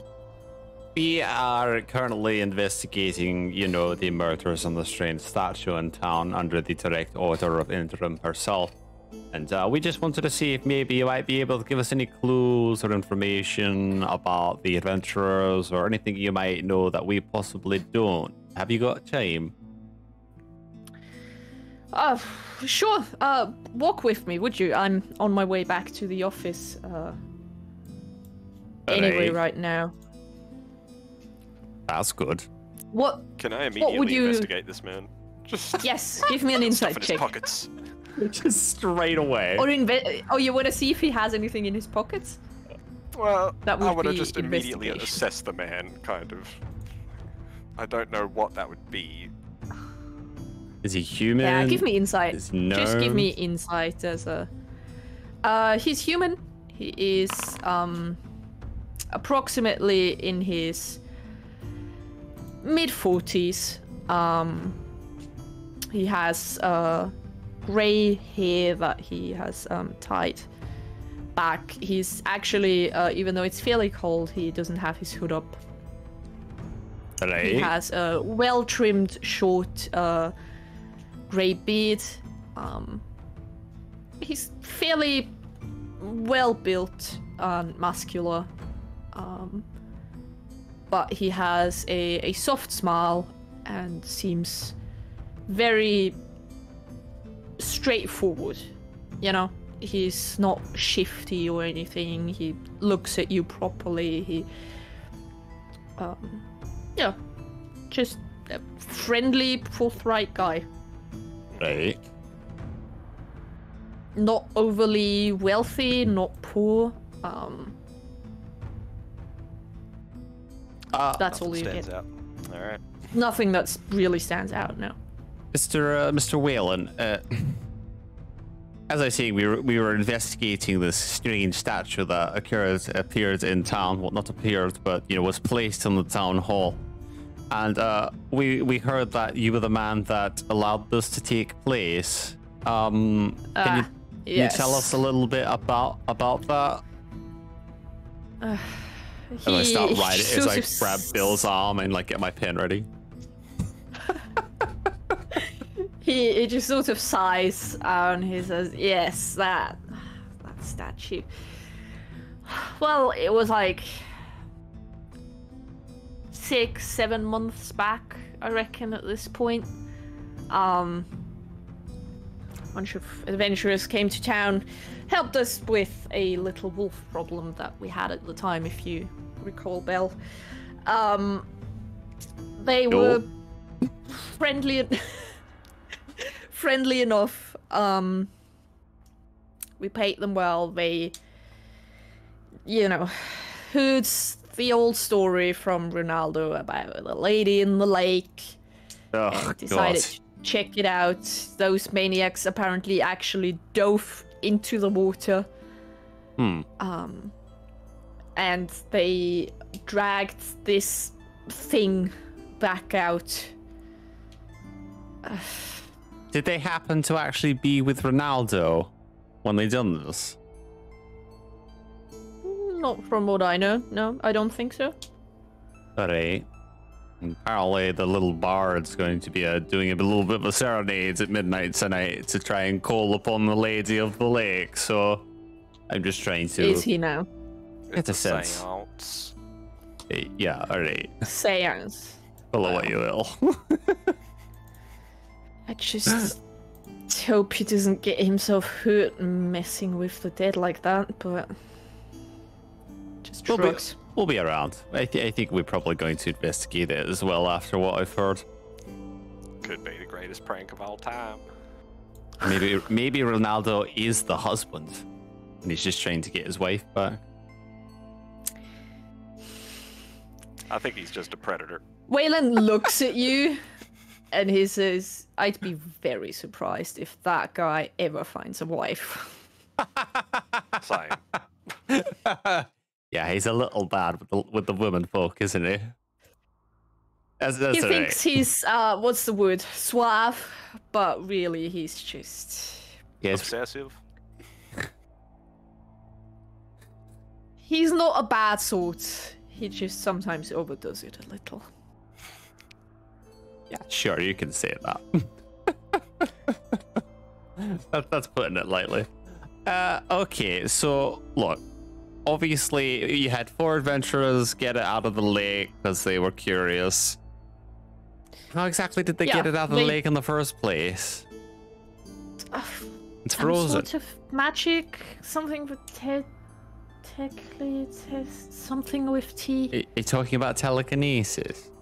That's the word, telekinesis. Sorry, I'm not really a magical common folk person. It just gives you this look like, really? All right. But he doesn't say anything. Don't get me wrong, I appreciate what you're doing, Look, besides that, so what, they simply brought it to you and thought that you would buy it off them? Yeah, I don't know why, really. we occasionally have people dragging in all sorts of things. You know, adventurers are strange. Sometimes they bring like the heads of something or another that they killed and think they can pawn off. Something, it's stuff like this.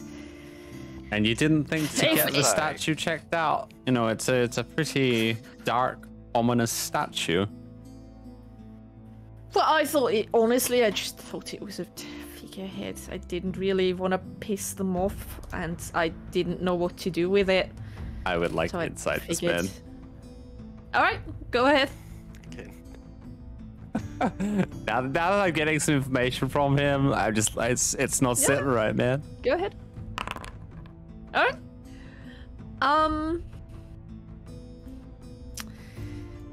You get the feeling that at the time, he was probably just trying to get them out of his town as quickly as possible.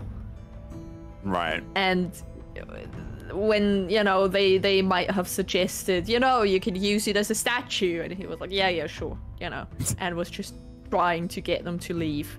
Fucking common folk. Why is this man so honest? I hate it. That's why he keeps getting elected, you know? Yeah, he just doesn't really have anything going on. He's like just trying to do his best to keep people safe. How can you implicate him in the conspiracy? As to your question why he didn't have it checked, he said, well, as you know, we don't have any clerics or anything around here. We just have a doctor. Very few and far between those guys from what I've heard, and I kind of like, you know, look away. I don't want everyone knowing.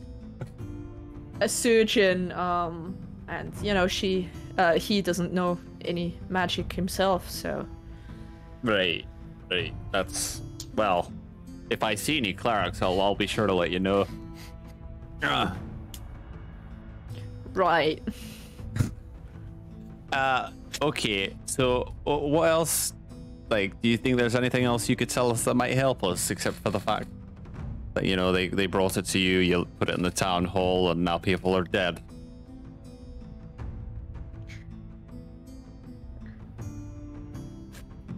Well, if you put it like this, it does sound bad, doesn't it? I mean, I don't think you can put it any other way. It's just bad, really. He frowns, and he sort of thinks to himself. And by now, you've made your way back to the town hall, and you're, you know, in his office. And he thinks for a while, and he says, "Hang on," and he gets up and just leaves the room. Do you want to follow him, or are you going to stay where you are? Because he's just rushing out without an explanation. We're absolutely following this man. Yeah, all right. If he's just rushing out, yeah, but we'll do it. Yeah. Very, very subtly, you know. Yeah. So he doesn't notice. You can totally. All right. If you don't want him to notice, you're gonna have to give me a stealth check. Oh, I will. Damn it! I've got disadvantage. With disadvantage. I can get used to this, man.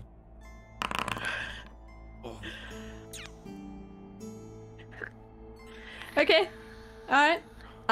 So the two of you are trying to be as subtle as you can as you follow him up a fairly creaky staircase into the to the second level of the building, and he rushes into a room. The door is open, and you see it's sort of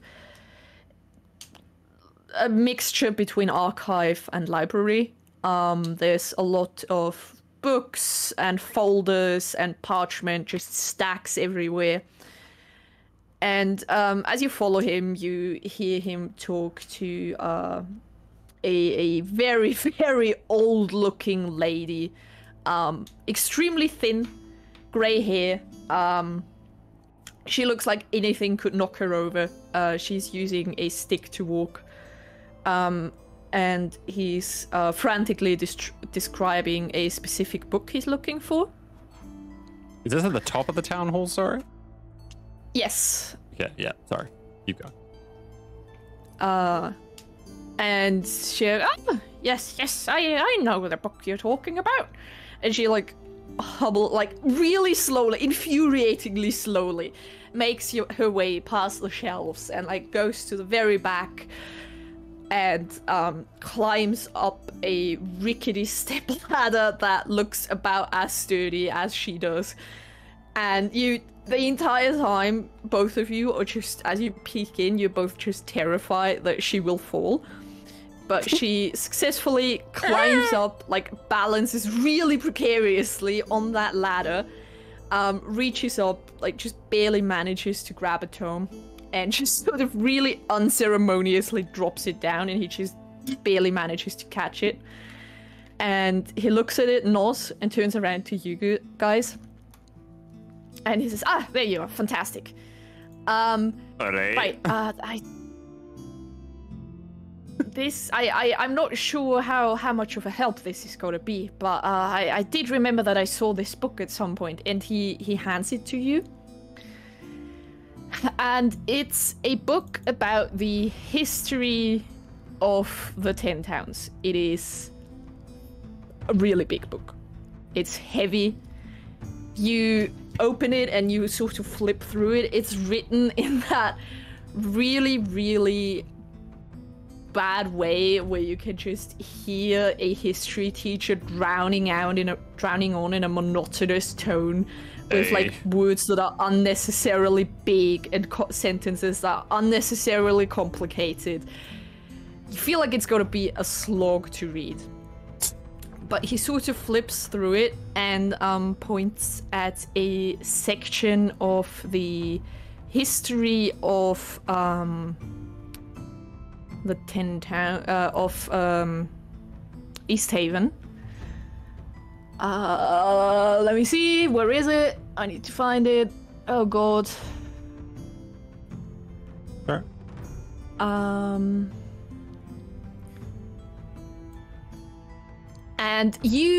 And he says, there, I knew it. And he shows you a picture of a demon that looks eerily similar to the statue or to the figurehead that is downstairs. And it is titled, it says it's heir to a Baylor that terrorized IceWind Dale over a century ago. I can give you the name. There you go. Baylor is a type of devil. Okay. I always get devils and demons mixed up. So it terrorized the 10 towns, you said? It's a demon, fuck. It just terrorized the region of IceWind Dale, yeah, the 10 towns. It was a big issue about a century ago. You sort of read through the section, and it seems that it basically got stuck in on the material plane by a failed summoning. Yeah. And it, had no way of going back. And so it just started rampaging. And it caused a lot of damage, a lot of grief, until finally some unnamed people were able to put it down. And that is that figurehead downstairs. Seems to depict the same person, or the same demon.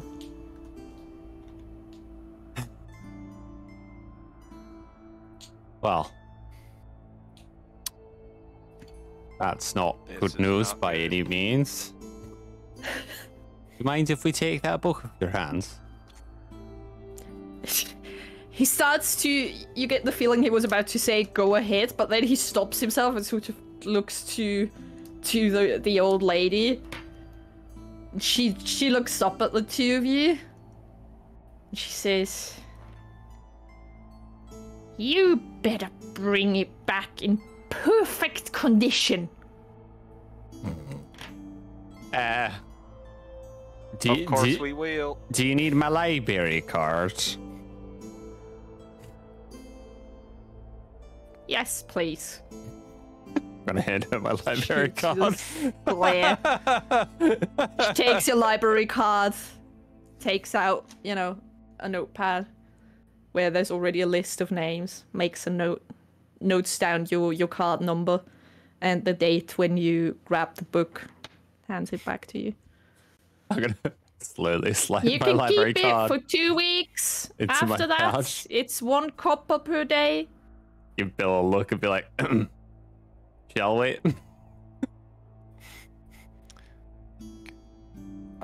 2 weeks? Alright. Yep. Yeah, sure, you let's can go. Take it out for 2 weeks. After that, you have to pay fees. Not my library card.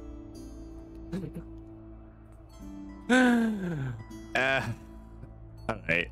Well, I think we'll head off and see what else we can find out about this this lake and this ship and thank you for your time. And of course the seance, yes. Just when you mess with the dead, nothing good ever comes from it. Just be careful, please. I'd hate for more people to get hurt. Please. The dead haven't got nothing on You have a good day, right? He nods and he seems genuinely concerned. Like he actually seems worried that something might happen to you guys. Like he seems, you know, honest and like he's just a good guy looking after people. He knows something. Okay. I mean, I don't care what the insight says. He seemed to Yeah, know I mean- what book it was, you know, that he needed to grab. So, a little sus, but... Insight doesn't necessarily tell you everything if he rolled higher with whatever he rolled, you know? Okay. God. Alright, that's good to know. I didn't know that that's how insight worked. Well, Hey. if you, for example, if you want to lie to someone, you roll deception and they roll insight, and whoever rolls higher wins. So, might have just been him rolling high. Who knows? Or Alright. he's genuinely honest. Are He's we- definitely a devil worshipper. Just like Karen too. Yes. Devil rat. I wonder if Carretier would have known a little bit more about this statue now that I think about it. It's a town full of devil worshippers. So, with what we know, which isn't good, should we potentially maybe go and check out the bard and maybe watch his serenade of the ghost lady and see if anything happens? I mean, he'll probably serenade the ghost lady too, but he's doing a seance. Yeah, sure. Still, Belle doesn't know the difference. Belle doesn't know the difference. Yeah, Nope. sure. Maybe I'll serenade this ghost lady too.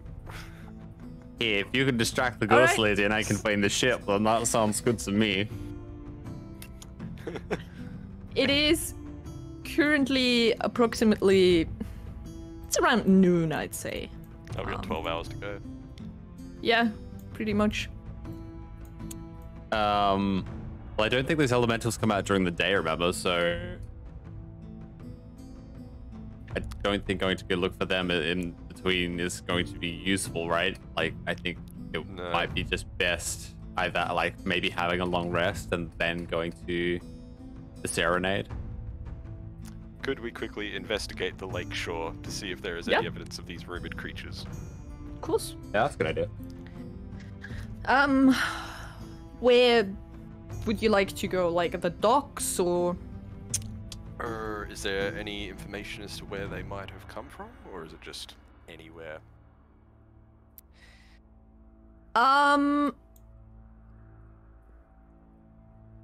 Give me...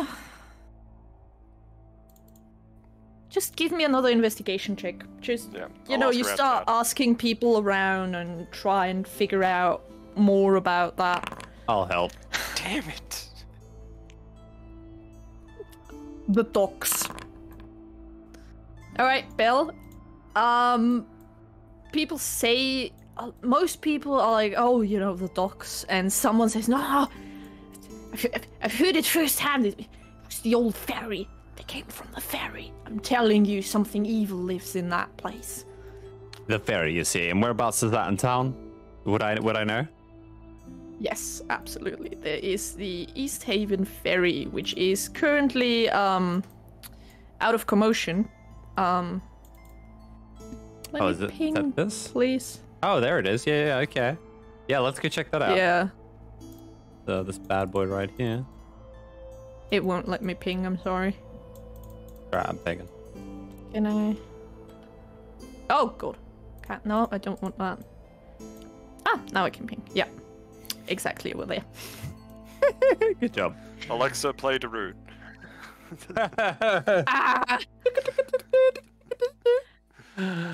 Ah! Yeah, usually the ferry was operational before even your time, Belle, because it used to go between all the towns on the lake shore when it wasn't frozen over, but ever since Oriel messed with the weather, it has just been sitting there at the docks, unloved, unvisited. The captain of the ferry usually hangs around at the wet trout. Just getting drunk and having absolutely nothing to do. Poor guy. Alright, let's go take a closer look at the ferry. I think that's our best bet, Bill. Should we not see about this, Captain? I mean, why would we? We're looking for monsters. Alright. Go monster hunting. Be like a gator. You what? A gator. Is that some kind of lingo or southern speech I'm not quite picking up on here? I do. You uncultured swine have never encountered the beasts of my people. Right, well, you'll have to tell me about it. One day I will have to show you. I think so. Maybe we can fight one together. How does that sound? Yeah. Tie a rope around your waist, throw you in the water, you'll be fine.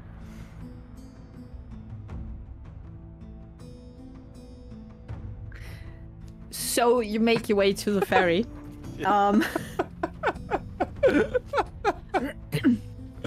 You go out on the pier, and it's really easy to find because there is a big sign that says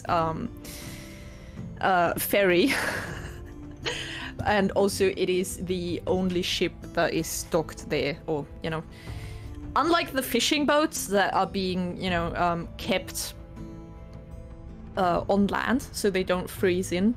This one has been completely encased by ice all around, and it's just sort of sitting there, and it's definitely not gonna move until all of this falls up. And yeah, I'd like to just start looking around to see if I can find tracks or footprints, anything in regards to just like any non-human or. Give me a survival check. I would also like to do that. Oi, aye. No. Aye. All right.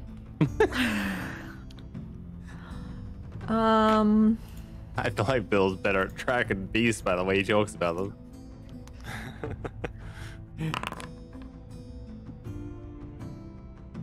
Spent many a year in the swamp. Aye. Okay. The two of you, you know, as you make your way over the pier towards the ferry, you keep an eye out, and Belle, you are able to spot two separate tracks, while Bill manages to make out 4 different tracks of heavy boot prints. Boot prints? Approximately the size of Belle's, actually. Approximately the size of Belle's. You know what? Hang on. Can I come towards Bill and be like, hey, I've seen mine, and then he'll show me his? Yeah. Absolutely, yeah. Can we take the combined footprints, and I'd like to see if there's one set of footprints larger than the other 3. They are all pretty much the same size. They are all, if you had to guess, dwarven sized. So wait. We were told that there was a half orc with the adventurer's eye. Yep. But these are showing up as dwarven footprints. If you had to guess, these tracks probably were made within the past 24 hours, because the weather in this area usually gets rid of tracks fairly quickly. But because it's not been terribly windy and there wasn't any snowfall, you can still see these. But you reckon they won't be visible for much longer. Well, and you were sure that you wouldn't be able to spot the tracks from like months back. These are recent, very recent. And from what I recall, it's been quite a while since the statue's been in town, right? Like how long was it? Several months. 6 to 7 months. Okay. Right. Bill, I say we follow these tracks before they're gone. We try and figure out what's going on here. Where are they leading? Into the lake, right? Well, there's multiple, and they seem to be leaving to and from the ferry. Okay, on to and off the actual ferry. Alright. These ain't no creatures. And into town, but like once you get to the town proper, you sort of lose track because there are just far too many people and animals crossing each day. Yeah. They messed up anything that would have still been there. We should check the ferry. I agree. And then talk to the captain afterwards. Maybe. I agree. Depending. Alright, let's do that. Okay. You go to the ferry. It's fairly simple. It's a small-ish sailing boat that also has a set of oars. And it has one small cabin in the aft cabin. Other than that, there is nothing really special about it. It doesn't have like multiple layers. It's just really simple boat that's very obviously not for rough weather, and also just for getting big cargo from A to B. I mean, does it look like any of if there was any cargo or inventory in the ferry, does it look like it's been tampered with? There is nothing. It's like the deck is empty, where usually you would have the cargo. It seems like the cabin is probably where the captain would be if this was still operational, and everything else, passengers and cargo, would be out on the deck in front. Bill, I think this is a dead end last. The cabin itself is just like 10-foot square little cubby. I think this may be a dead end. I think this is a situation where if we really want to investigate further with this, we probably have to sit around and wait to see if anyone comes and goes. Can we investigate the deck? Is there any hidden areas, compartments? Sure. Boards? Give me an investigation check.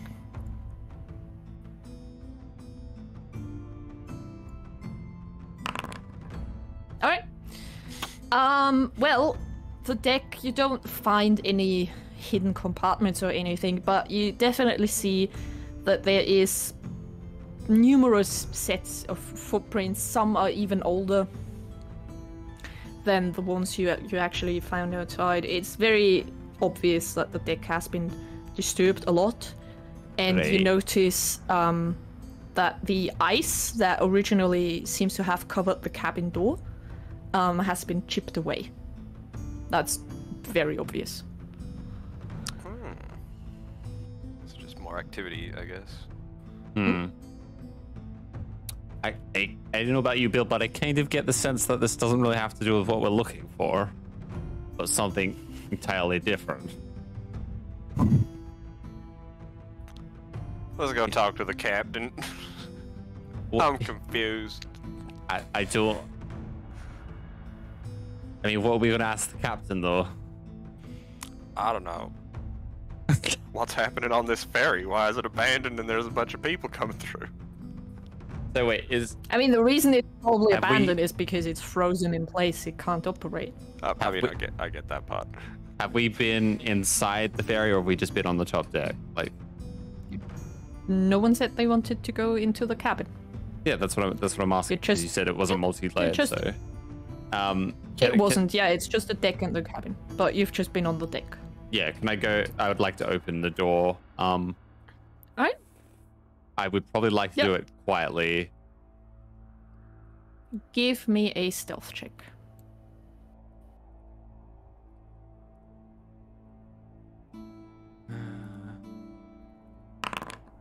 My...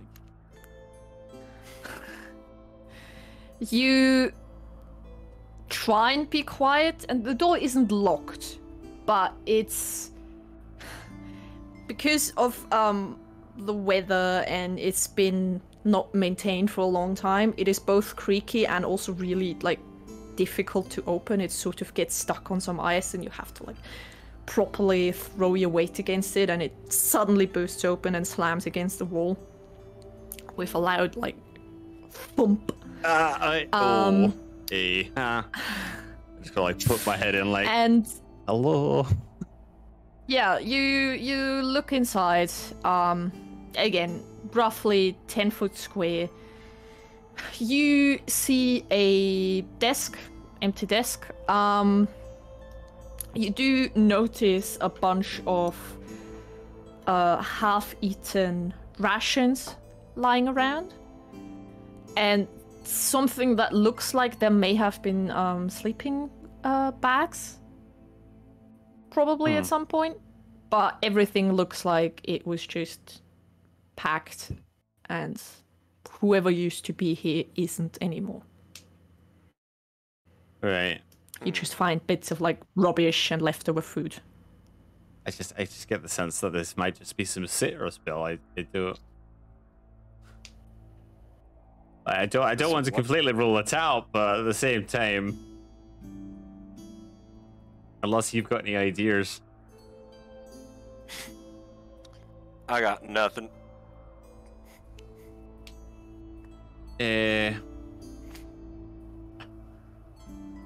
Yeah, it seems a little odd to me.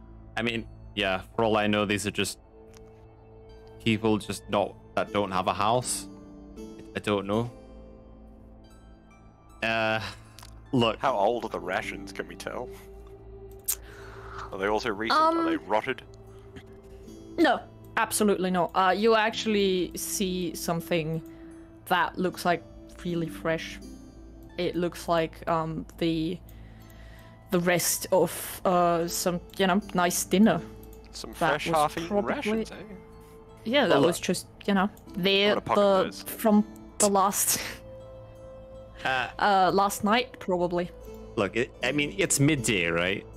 So if these guys are sitting in here, then they've probably gone back into town to either get supplies or, do whatever tasks that they may want to do in town. And I'm sure that they're going to be back. There's no, like, like sleeping stuff still here, right? No. There's just an area that looks like there probably were sleeping bags at some point. Okay, so they've just up and left like everything. They haven't left anything behind. That would be aside theirs from a bunch anyway. of garbage and a little bit of food. Okay, I want to do something a little bit outside the box before we leave. I would Okay. like to smear a bunch of soap over the entrances to the ferry. So that Okay. if someone should come in, I will hopefully have some evidence the next time I come back. Okay, yeah, that's a good idea. I like it. Okay, yeah. You do that. Alright. You just grab a bar of soap that you know, have never used before, I carry one. and you just rub it on the board. Just don't use it. Well, you know, you don't use soap for cleaning. Duh. I ain't in the swamp. Yeah. Right. Don't want to get rid of all your What would you fancy use? handwriting. Natural sand. Alright. Here's my thoughts. I think we go to Ronaldo, we see his seance, and we see where that takes us. Yeah. Sounds good. Otherwise, I don't know. We have to wait for Danica to finish her transcription of the book. Unless we go looking for an elemental, it's either or at this point. One we get paid for, the other one we get information for. So Let's go see that dang predator, Ronaldo. yeah, let's go see if he's still trying to chase the wee lads. If he's still Oh, Bob. camping outside. Bob. Is Bob Yeah. still like hyper paranoid? Yes, very much so. He seems to start to be okay with you, but everyone else is just an absolute nightmare to him. How long does this last for? It hasn't gone Could be away. his whole life.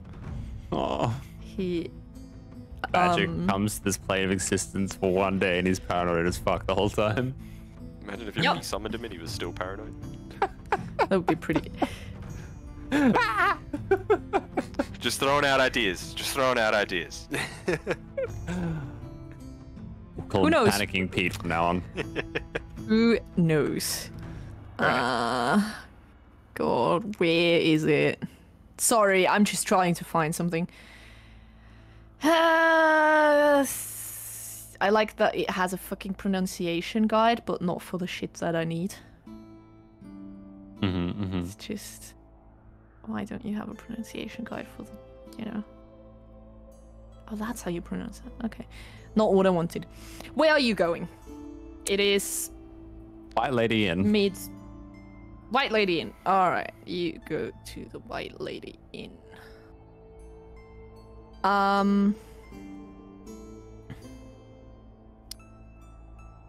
Sorry. I'm trying to find something really specific and I'm failing. It's fine. You make yourself back over to the White Lady Inn. There now are a few more patrons downstairs just relaxing. You see Ronaldo standing by the fire, just playing with his fiddle. Not singing, just making some nice background music, and he nods towards you as you come in, but he doesn't stop, doesn't interrupt his playing. I see you're all by yourself again, lad. He looks at you and then like nods to two other tables where there's a few patrons sitting quietly talking. Hey, that's people. I'm glad you could tell. We're here about your seance for later. Well, yes, that's at midnight. Aye. And we're here to stay at the tavern until it's midnight. All right. Right, Bill? Well, enjoy my playing. No.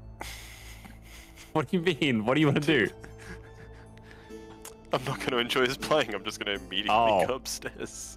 I thought you said that towards like staying in the inn. Just like, no. Okay. I hate it. Yeah, I'm gonna try and get a room from Bartaban. Okay. Yeah, you can. Are you trying to get a room for both of you, or for each of you, like separate rooms?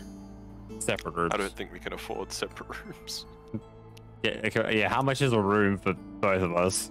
I really can't even afford my own room, I think. A room for a night would be like 3 silver. Oh, okay. I could afford my own room. Wait, as in for both of us or for individually? Well, if one room, if you both want to share a room, it's 2 silver, and otherwise it would be 4 silver. Alternatively, if you would like a cheaper option, you can also sleep in the big, like, basically big sleeping room. It's essentially 2 massive bunk beds, kind of, on each side, where people just sleep straight next to each other, possibly cuddling. I will hire my own room. Slide, your own slide room. this 4 silver across. Okay, each of you gets their own room. Ah, fuck, I finally found the thing that I am There we go. broke. That is my last 4 silver. Didn't you get some silver from, you know? You got 5 silver from the split. Yeah, 5 silver from the split. Alright. Just get home. Yeah, I mean, you could go home and wait there, but... Well, that means I have to travel all the fine. way back, you know? Yeah, it's really far away, I'm aware. Mm-hmm. You could use this to try and spy on that lady too. Make sure she's actually doing work. Where is she? Presumably in her room. Do you want to, like, find her? No. I'm not that concerned. At about 20 past 5, you hear, like, a knock on your door. At 8? Who? And you see Danica standing there, seemingly a bit out of breath.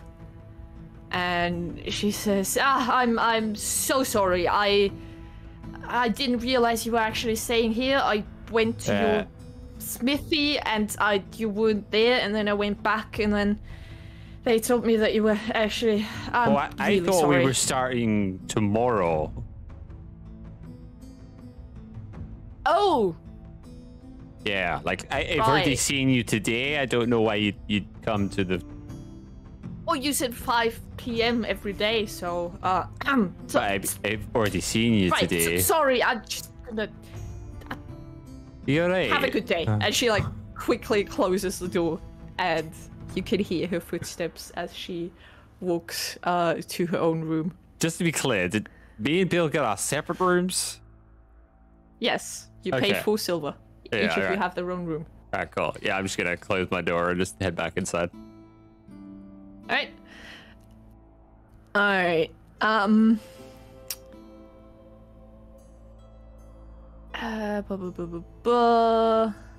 in the next room just shredding on the banjo until the serenade begins. Fantastic. Do you... Okay, anything you want to do, or shall we just skip time? So it's gonna be 12 hours, isn't it? No, it's until midnight. Is there anything you specific you still want to do, or do you just want to Nah. chill and relax? skip And time. just... Alright. Alright.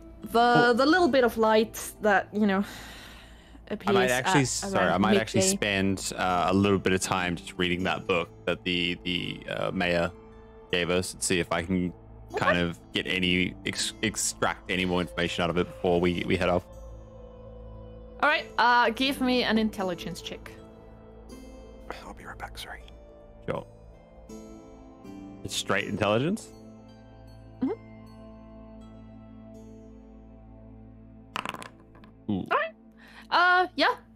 You read it, it's really long-winded, but it kind of you actually get a little bit of nostalgia reading it, because it kind of reminds you of the really heavy tomes that you had back at home as a child. Ooh. When you grew up. Like, they have the same way of just drowning on and like making things overly complicated. And you read through it. Anything specific you're trying to find? Just maybe if it talks any more specifically about the Baylor. Yeah, just anything I can extract that would maybe like help, or I don't know. Okay. Yeah. It talks about the Baylor in very, dramatic tones. It goes into depth to describe the cruelty and the wickedness. But it does give you a good description of what it looks like, and also sort of how to slay. Like, it tells you that, obviously there's the sort of magic that would be helpful in killing it, but it also talks that the unknown heroes that slayed him back then, probably they only banished him back to the hells. And the book does mention that a demon killed in the material plane does not get actually killed, but just sent back home, essentially. Right. And that he is still very much away in hell. And there is, with a bit of dramatic flair, it talks about how he might be planning his revenge, because they are semi-immortal. They don't really die of old age or anything. They just keep going unless they are killed in their respective plane of existence, where they're from, in their layer of hell. Right. So it sort of talks about, maybe it's planning its revenge right this instance. And some people believe that one day it will come back to haunt Icewind Dale once more. But well, I don't like the sound of that, because that sounds get. like that's something that might be happening right now, and that sounds kind of shite. Not gonna lie. Being a cleric, I don't like evil. Sounds kind of shite. Doesn't work to my schedule.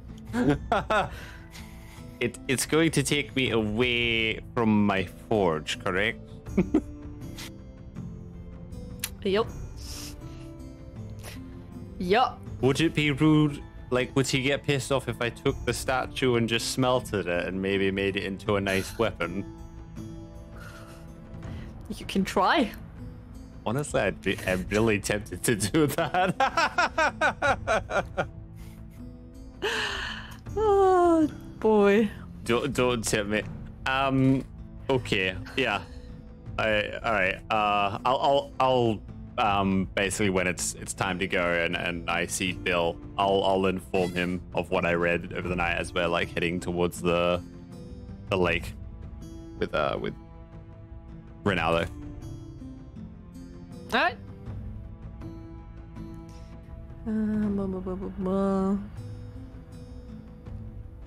Okay, cool.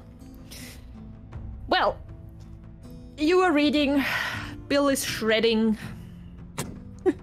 and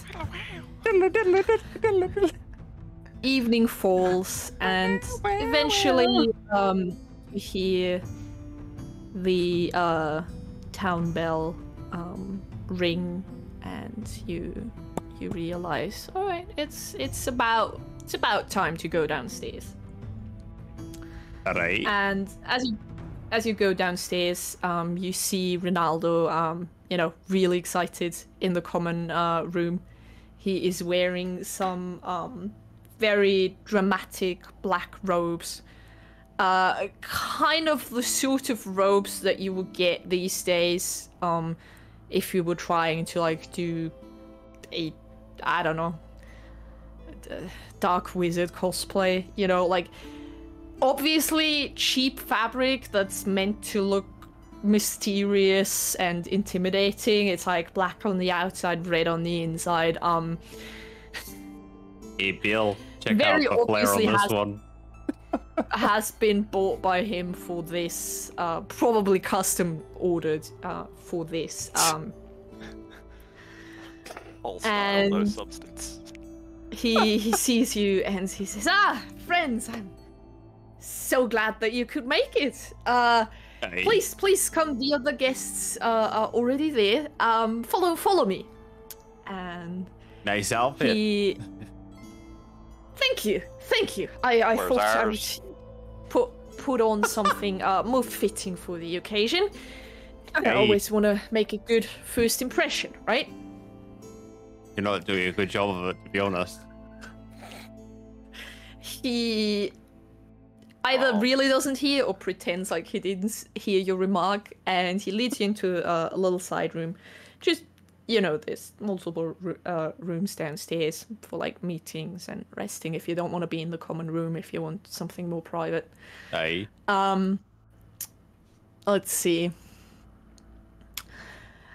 Smoke from burning incense clouds the room. Multicolored lamps and silks are hung from the rafters, and the light from several candles illuminates a circle of uncomfortable-looking guests sitting cross-legged on the floor. Ronaldo pushes back the sleeves on his robe, raises his hands, closes his eyes, and intones, "Lady who watches from the lake, come to us in our darkest hour. Tell us what you have seen." Can Yeah. I, like, really stealthily kind of sit in the back of the room, pull out my hammer, and start ritually casting Detect Magic, and just wait for the ideal moment as, like, a hold my action to start, like, hitting the hammer on the floor to freak them out a little bit? Sure. Yeah, you can. Absolutely. Hilarious. You sort of sit down and you quietly start casting it. No one really is paying attention to you. They all have their eyes on Ronaldo, who, is very dramatic about the whole thing. But after a moment, you notice it's eerily quiet, and then you see thick frost form on the inside of the room's windows, turning them opaque, and then you see that the candles, one by one, start going out until the entire room is just dark, and the only real light is coming from the incense slowly glimmering. Anything specific you want to do? Ding! Investigate. Ding! Alright, you make ding, ding, ding. You you notice like some people, like with every ting, they're like, obviously scared. I sit in the back give like, me an "Oh, this investigation is check." spooky."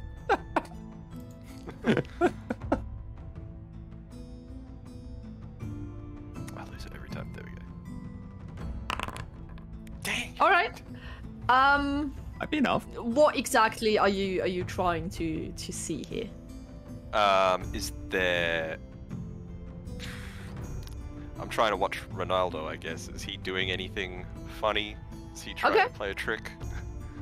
From what you can tell, he does not seem to be doing anything that would indicate that he's like using magic or sleight of hand or anything to make this happen.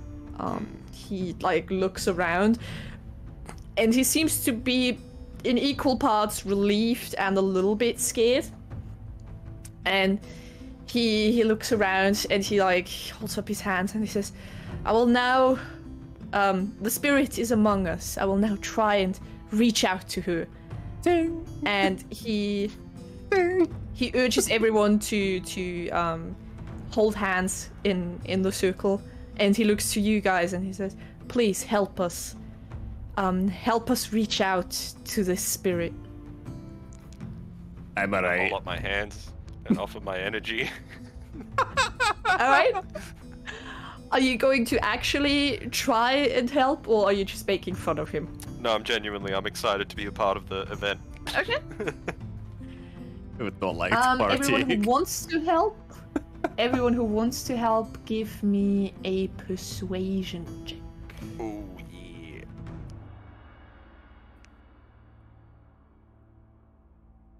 Thank God I've got charisma. Why?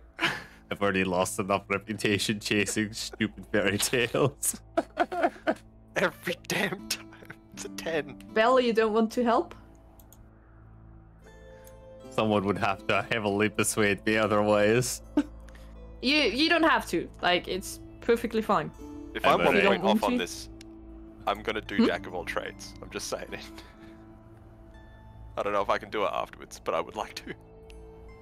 Doesn't Jack of all trades get added automatically? No, I have like one skill, I think, or something like that. Let me reread this.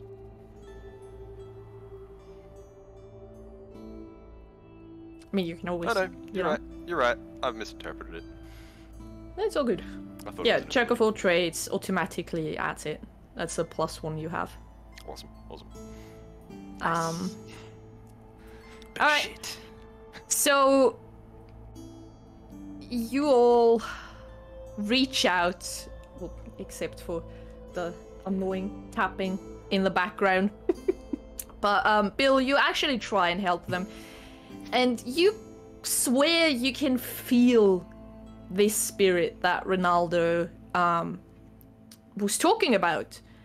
And for a moment, it doesn't feel. It feels neither friendly nor angry. It just feels fairly neutral. And then there's this ding, ding, ding in the background, and you can feel the spirit shift, and you can feel it start getting angry. And all of a sudden, in the middle of everyone, a white lady, flowing dress, long wavy hair appears. And I need everyone to come over to this map and roll initiative. Fuck, I was gonna say, like, cause it's been like 10 minutes, can I actually see if it's like actually a spirit with detect magic? Alright, fair enough. You don't need it now, Why is Bale. Becky here? Sorry, it's just... Oh, it's so He cool. bursts through the wall. Oh yeah. have With our their goggles on. It is fucking pink. This is the most beautiful map I've Becky ever isn't seen. here. Karantir isn't here. Thank you. I try. We have... Where is Ronaldo? Yeah, where's the back of the room? Sweat. Alright, we have the entrance is here. And we have some windows over here, and then 2 over here. It's beautiful, isn't it? It is. Look at that fantastic map.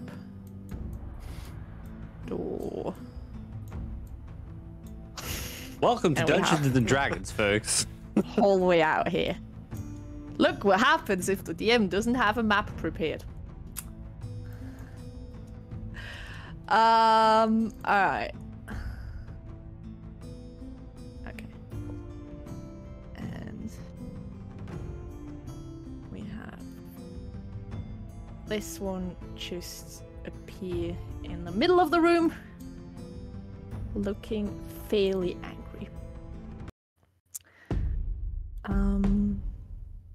The other patrons are just gonna scream and run the fuck away.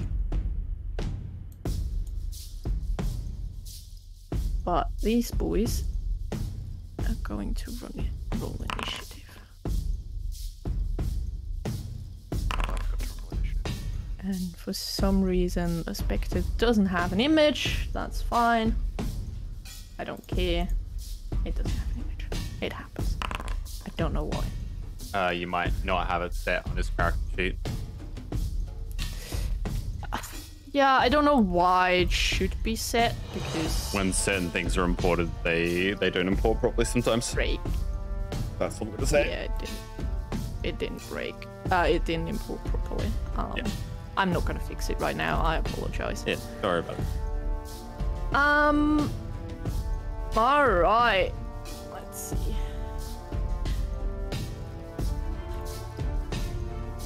Bill, you see... Is Ronaldo rolling for this? Is he getting on board, or what's he doing? Oh my god. Fuck no. Actually, you know what? He does have a thing, so he's gonna vote. Fair enough. He ain't no real bard. I know, right? Well, you know, he's a real bard in the real life sense of that he plays music. That ain't no bard. Anyone can play music. Bill, you see this spectre appear, and you can feel the malevolent energy radiating out as it is obviously very angry. And it starts to scream. Okay, yep, I'm gonna assume there's no chance of making this thing chill out, so... Let's start out strong. Let's hit it with the Thunder Wave. Alright. Goodbye, Ronaldo. That's fine, it's fine. Maybe I'll just, I'll move 5 feet closer, you know, so he doesn't get caught in it. Yeah. And then smack him with the Thunder Wave, like that. Alright. Nice. Yeah, I fixed it. Let's see. Saving throw. Con save. Wave of thunderous force. Must make a constitution saving throw. Okay. Let me just check.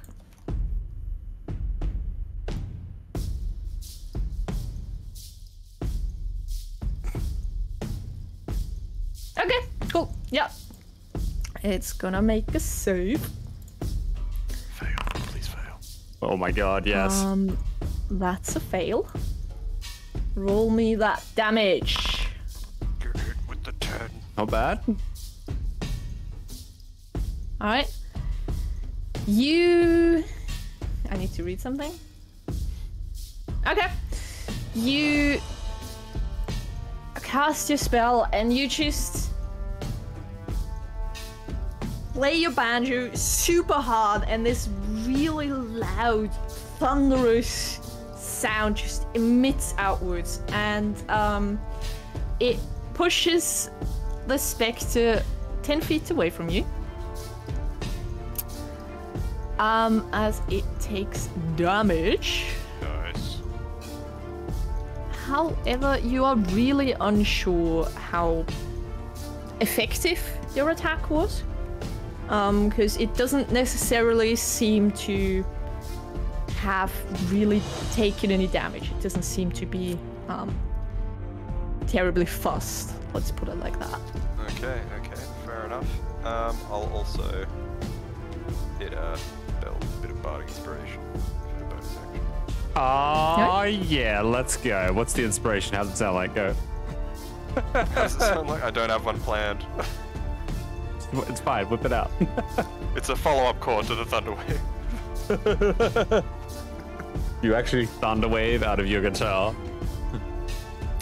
Of course. It's my casting tool. It's my focus. Nice.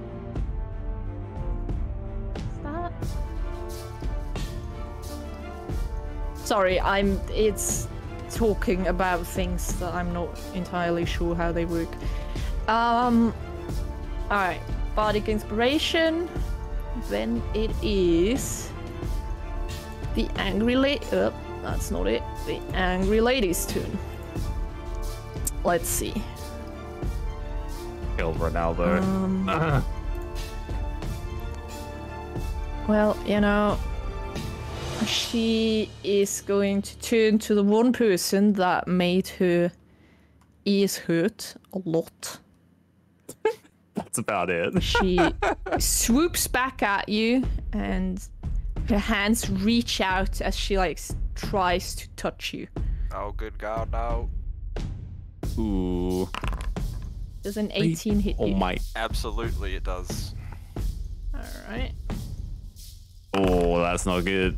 You take 7 necrotic damage as you can feel it just sap your life energy, and this coldness starts enveloping you. Give me a con save, please. Alright. Please, dear Lord. No! Alright, your maximum hit points are now also reduced by 7.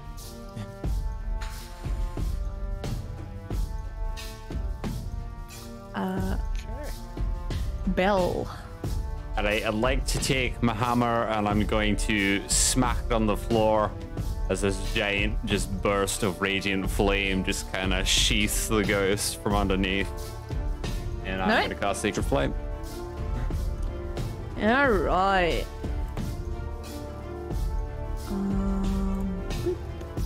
Saving throw. 17. Wow. Okay. Yeah. That does absolutely nothing.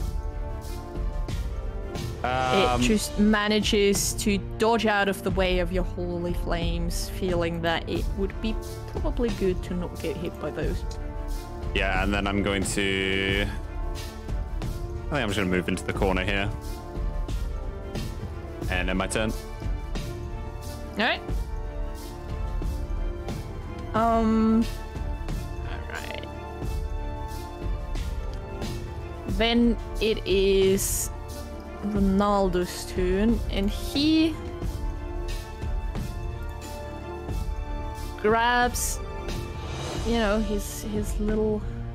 Actually, he grabs his fiddle, and he's gonna try and smack the ghost with the fiddle in his panic as he moves up, hitting.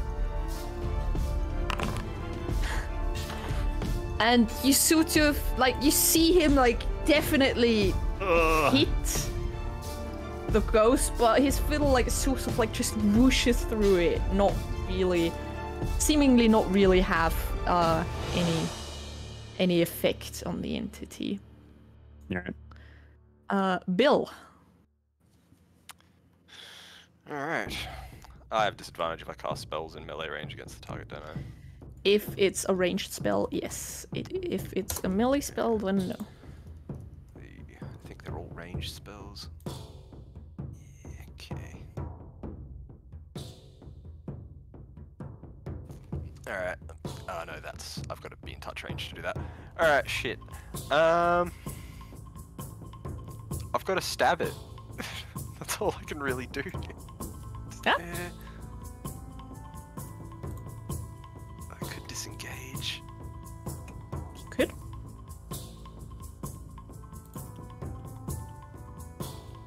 I'm gonna stab it. I don't know if it's gonna do anything, but oh no, sorry, dagger, not short bow. Dagger, dagger, dagger. Nice. All right. So close. Roll me some damage. So damn close. It's gonna do nothing. You try and stab it, and you like go for the heart as you're used to when you fight, you know, humanoid opponents. And you do certainly feel like as if there was something, but at the same time you don't have the impression that you're dealing all too much damage. As for the most part, your dagger just goes through the incorporeal form. Alright. I wish I had enhanced his. Sorry, what? Did you use the Bardic Inspiration already? Not yet, no. I think it lasts for like 10 minutes, something, right? 10 minutes. Yep. Yeah. Alright. Not yet. I haven't needed to use it. Alright. Then it is the Spectre's turn. Let's see.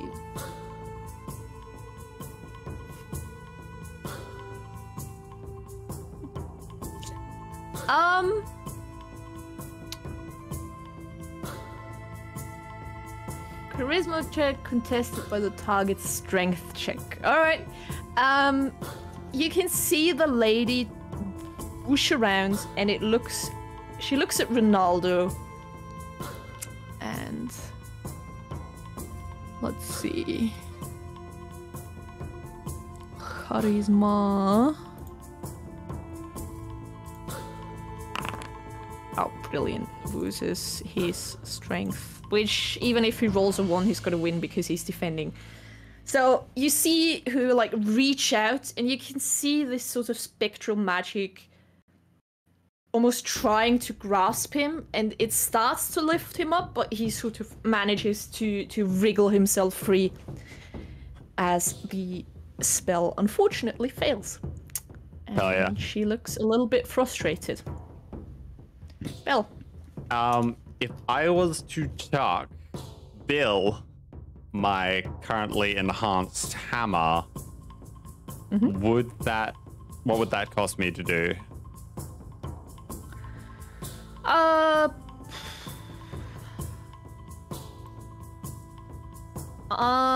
gonna say if you just like sort of chuck it in his approximate direction, not trying to make it so he can just catch it, I'm gonna say it's just a bonus action. Otherwise it would be an action if you tried to properly hit him or it. Yeah, no, I'm just chucking it like basically either just to get it like close to him so he can pick it up. Yep. Yeah. You can certainly do that as your bonus action. You just sort of half skid it over the floor and it comes to stop at Bill's feet. Alright, I don't know how I'm gonna give it to him to use. But yeah, it's basically just a light hammer, a +1 light hammer right now, and it's considered magical. Alright. And then I'm going to use my action to cast Sacred Flame again. Alright, let's see. Oh, actually, no. Sorry, I was going to do Guiding Bolt, my bad. Yep, you can do that. Roll me an attack. Oh, yes. That most certainly hits her. Ooh. You see all of this happening, and you sort of reach to your gourd, and you send a spark similar to how you would have it, how they would appear in the forge as you're hammering. And you send a stream of them right at the ghost, and you get a feeling that even a fully formed, new, fresh, happy ghost wouldn't have been able to survive that, as she screams and just dissipates. Okay, damn. She's very dead. All right. Oh, thank God. I wish there was a way we could have spoken to her, though. We're not gonna walk up to Bill and just be like, well, hammer. You could have if everyone, you know, had tried to talk to her. I mean, I'm sorry, I didn't really believe the bard that. That's fine. Yeah, really no, that's fair. Absolutely. That's just how it goes. That's D&D. Yeah. All right. Yeah, Ronaldo seems positively shaken. But did you not He'll be expect that to fine. happen? Well, I didn't think she was gonna be this angry. I was hoping we'd be able to have a chat with her, but Yeah, strange. Eh? well, Almost like someone was banging a hammer against the gosh dang ground. Right? It's just sitting Ronaldo puts his hands up and he says, "No, let's not make any accusations. She might have just been really, really angry and we just put her to rest, you know? Whatever the case, it is certainly a story to tell." And he takes out a little notebook and he quickly starts to frantically scribble. And you actually notice that as soon as he like opens the notebook, a little tiny like glowing light appears above it. And he just starts writing. Is my detect magic spell still going? Yes. Can I sense what kind of magic it is? Absolutely. Yes. It's whatever magic the light spell is. I forget. I think it's conjuration, right? Probably. Okay. Let's see. So it's just a No, light evocation. spell. Evocation. It's Really? basically the light spell, but it's essentially set to pop up as soon as he like opens the book. Kind of cool. Huh. Evocation. That's weird. All right. All right. Well, I guess she exists, which technically means the ship should exist, right, Bill? I mean, I guess. But you know, speaking about the ship, hey Ronaldo, you want to pay us for our services? Seeing as we saved your life and all. He looks up and he says, "What do you mean saved? I was perfectly fine. Thank you very much. I didn't need any saving. You know, you were the one who annoyed her in the first place by like shoving her back like this." Hang on a second, lads. there I anyone nearly else in seen the you room get besides choke us three? slammed. At this moment, you hear heavy, really angry sounding footsteps just stomping down the hall, and you see the proprietor of the inn, Bartaban, come in Barbarang. in fluffy slippers, like a long white nightgown and a little like hat. And he looks at all of you and he says, "What the hell is all of this ruckus? People are trying to sleep here." I'm gonna cut him Point off at Ronaldo. and be like, slam Keep the it door in his down. face. Bar business. No, he's in the room. All right, fine. I want to blame it all on Ronaldo. It was all him. Okay, give me Right, a Belle? persuasion. Give me a persuasion check. Nice. Please, Yeah, I looked dear at God, something Bill and be more like, than 10. Hey, it was Ronaldo. Not another 10, I swear. Okay, that's bad. All right. It seems like it's not too difficult to convince him that it is Ronaldo's fault, as he just starts berating the poor guy furiously about, you know, I allowed you to let you have this in the first place, and you know, he just goes off on him.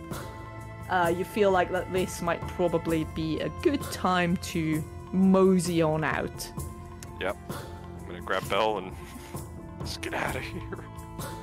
What about Ronaldo? Forget him. Alright. I had Steal from the register on the way out. You go back. Are you leaving or are you going back to your rooms? I mean, is he asking us to leave the inn or the room? No, not at all. He's pretty much ignoring the two of you. We'll go back He's to the just rooms. Oh, it's just Ronaldo? Shouting With him. at the bard. Oh, okay. And he's actually not much more quiet than your thunder blast. I'm gonna Nice. like, can I stop Bill and be like, Bill, Bardaban, it's okay. He We whooshes around. What? it's all right. We apologize. We'll take care of the bars. Make sure you know he cleans up the place. You go back to bed. We'll settle this. Give me another persuasion check.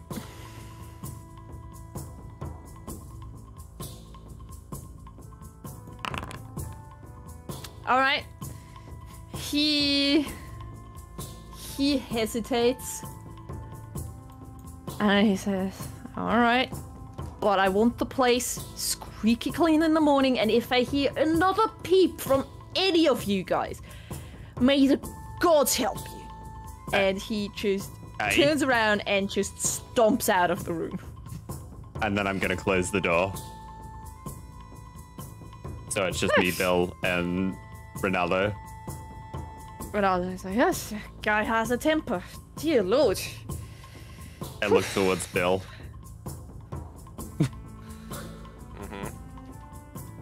As you were saying. Yeah, where's my money? Yes. What money?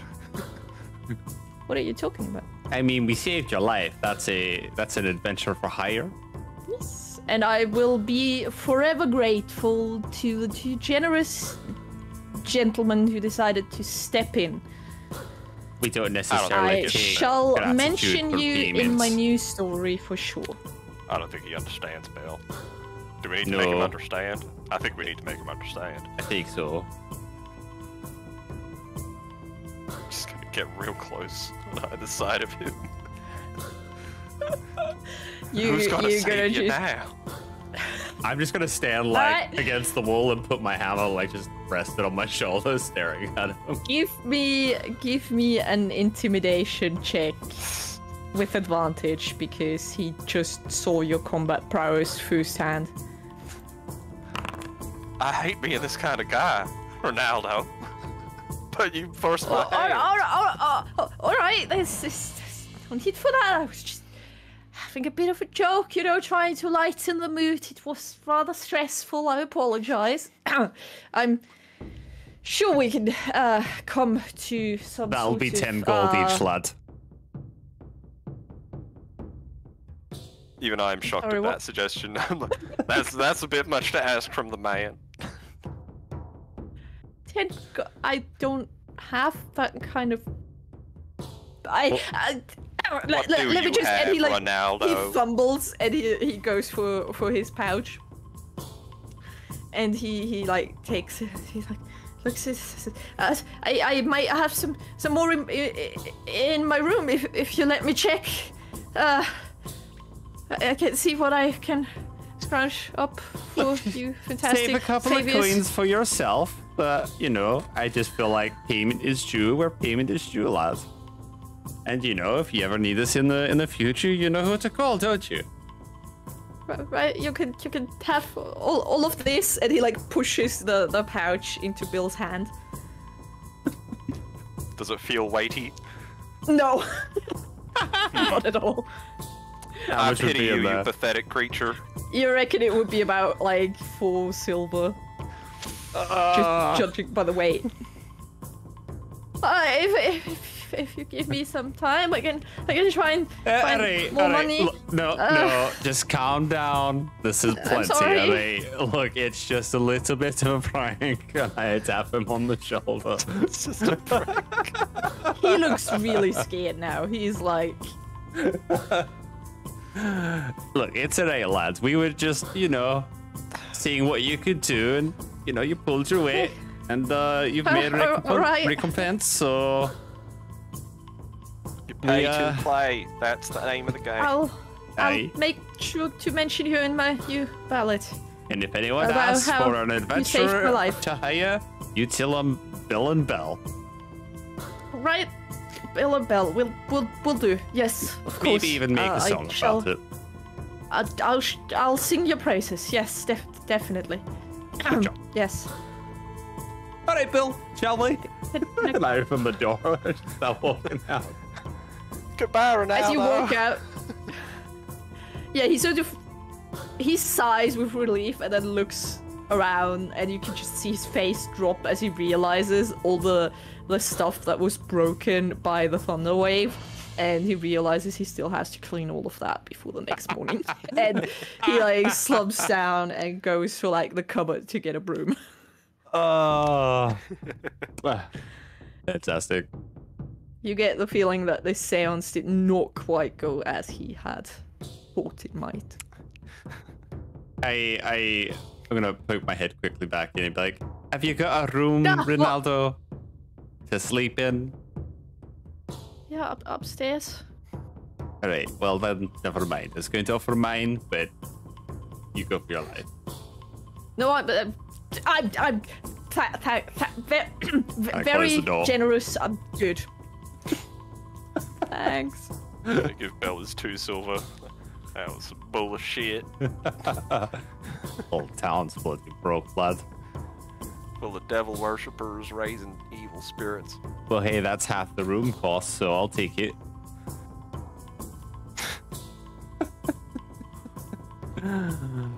I mean, yeah. Alright.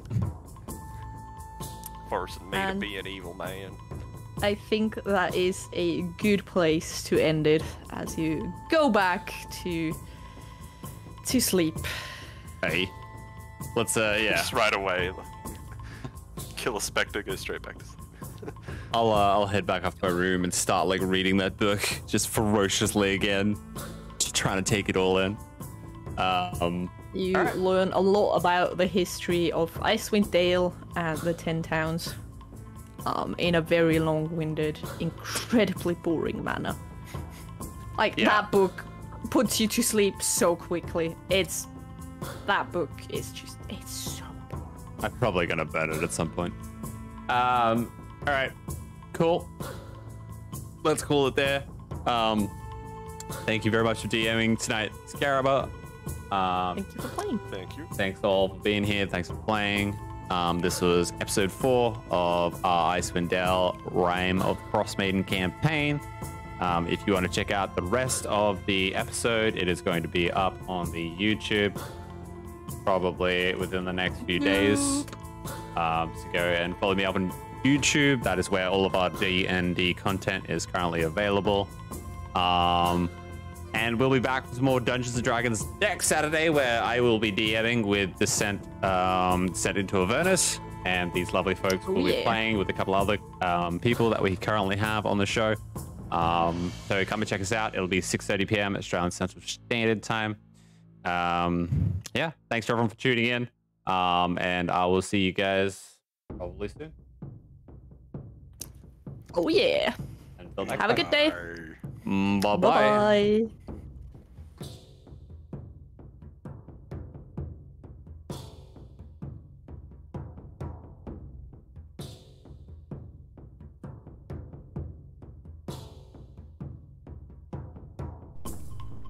Mole, mole, mole, mole, mole.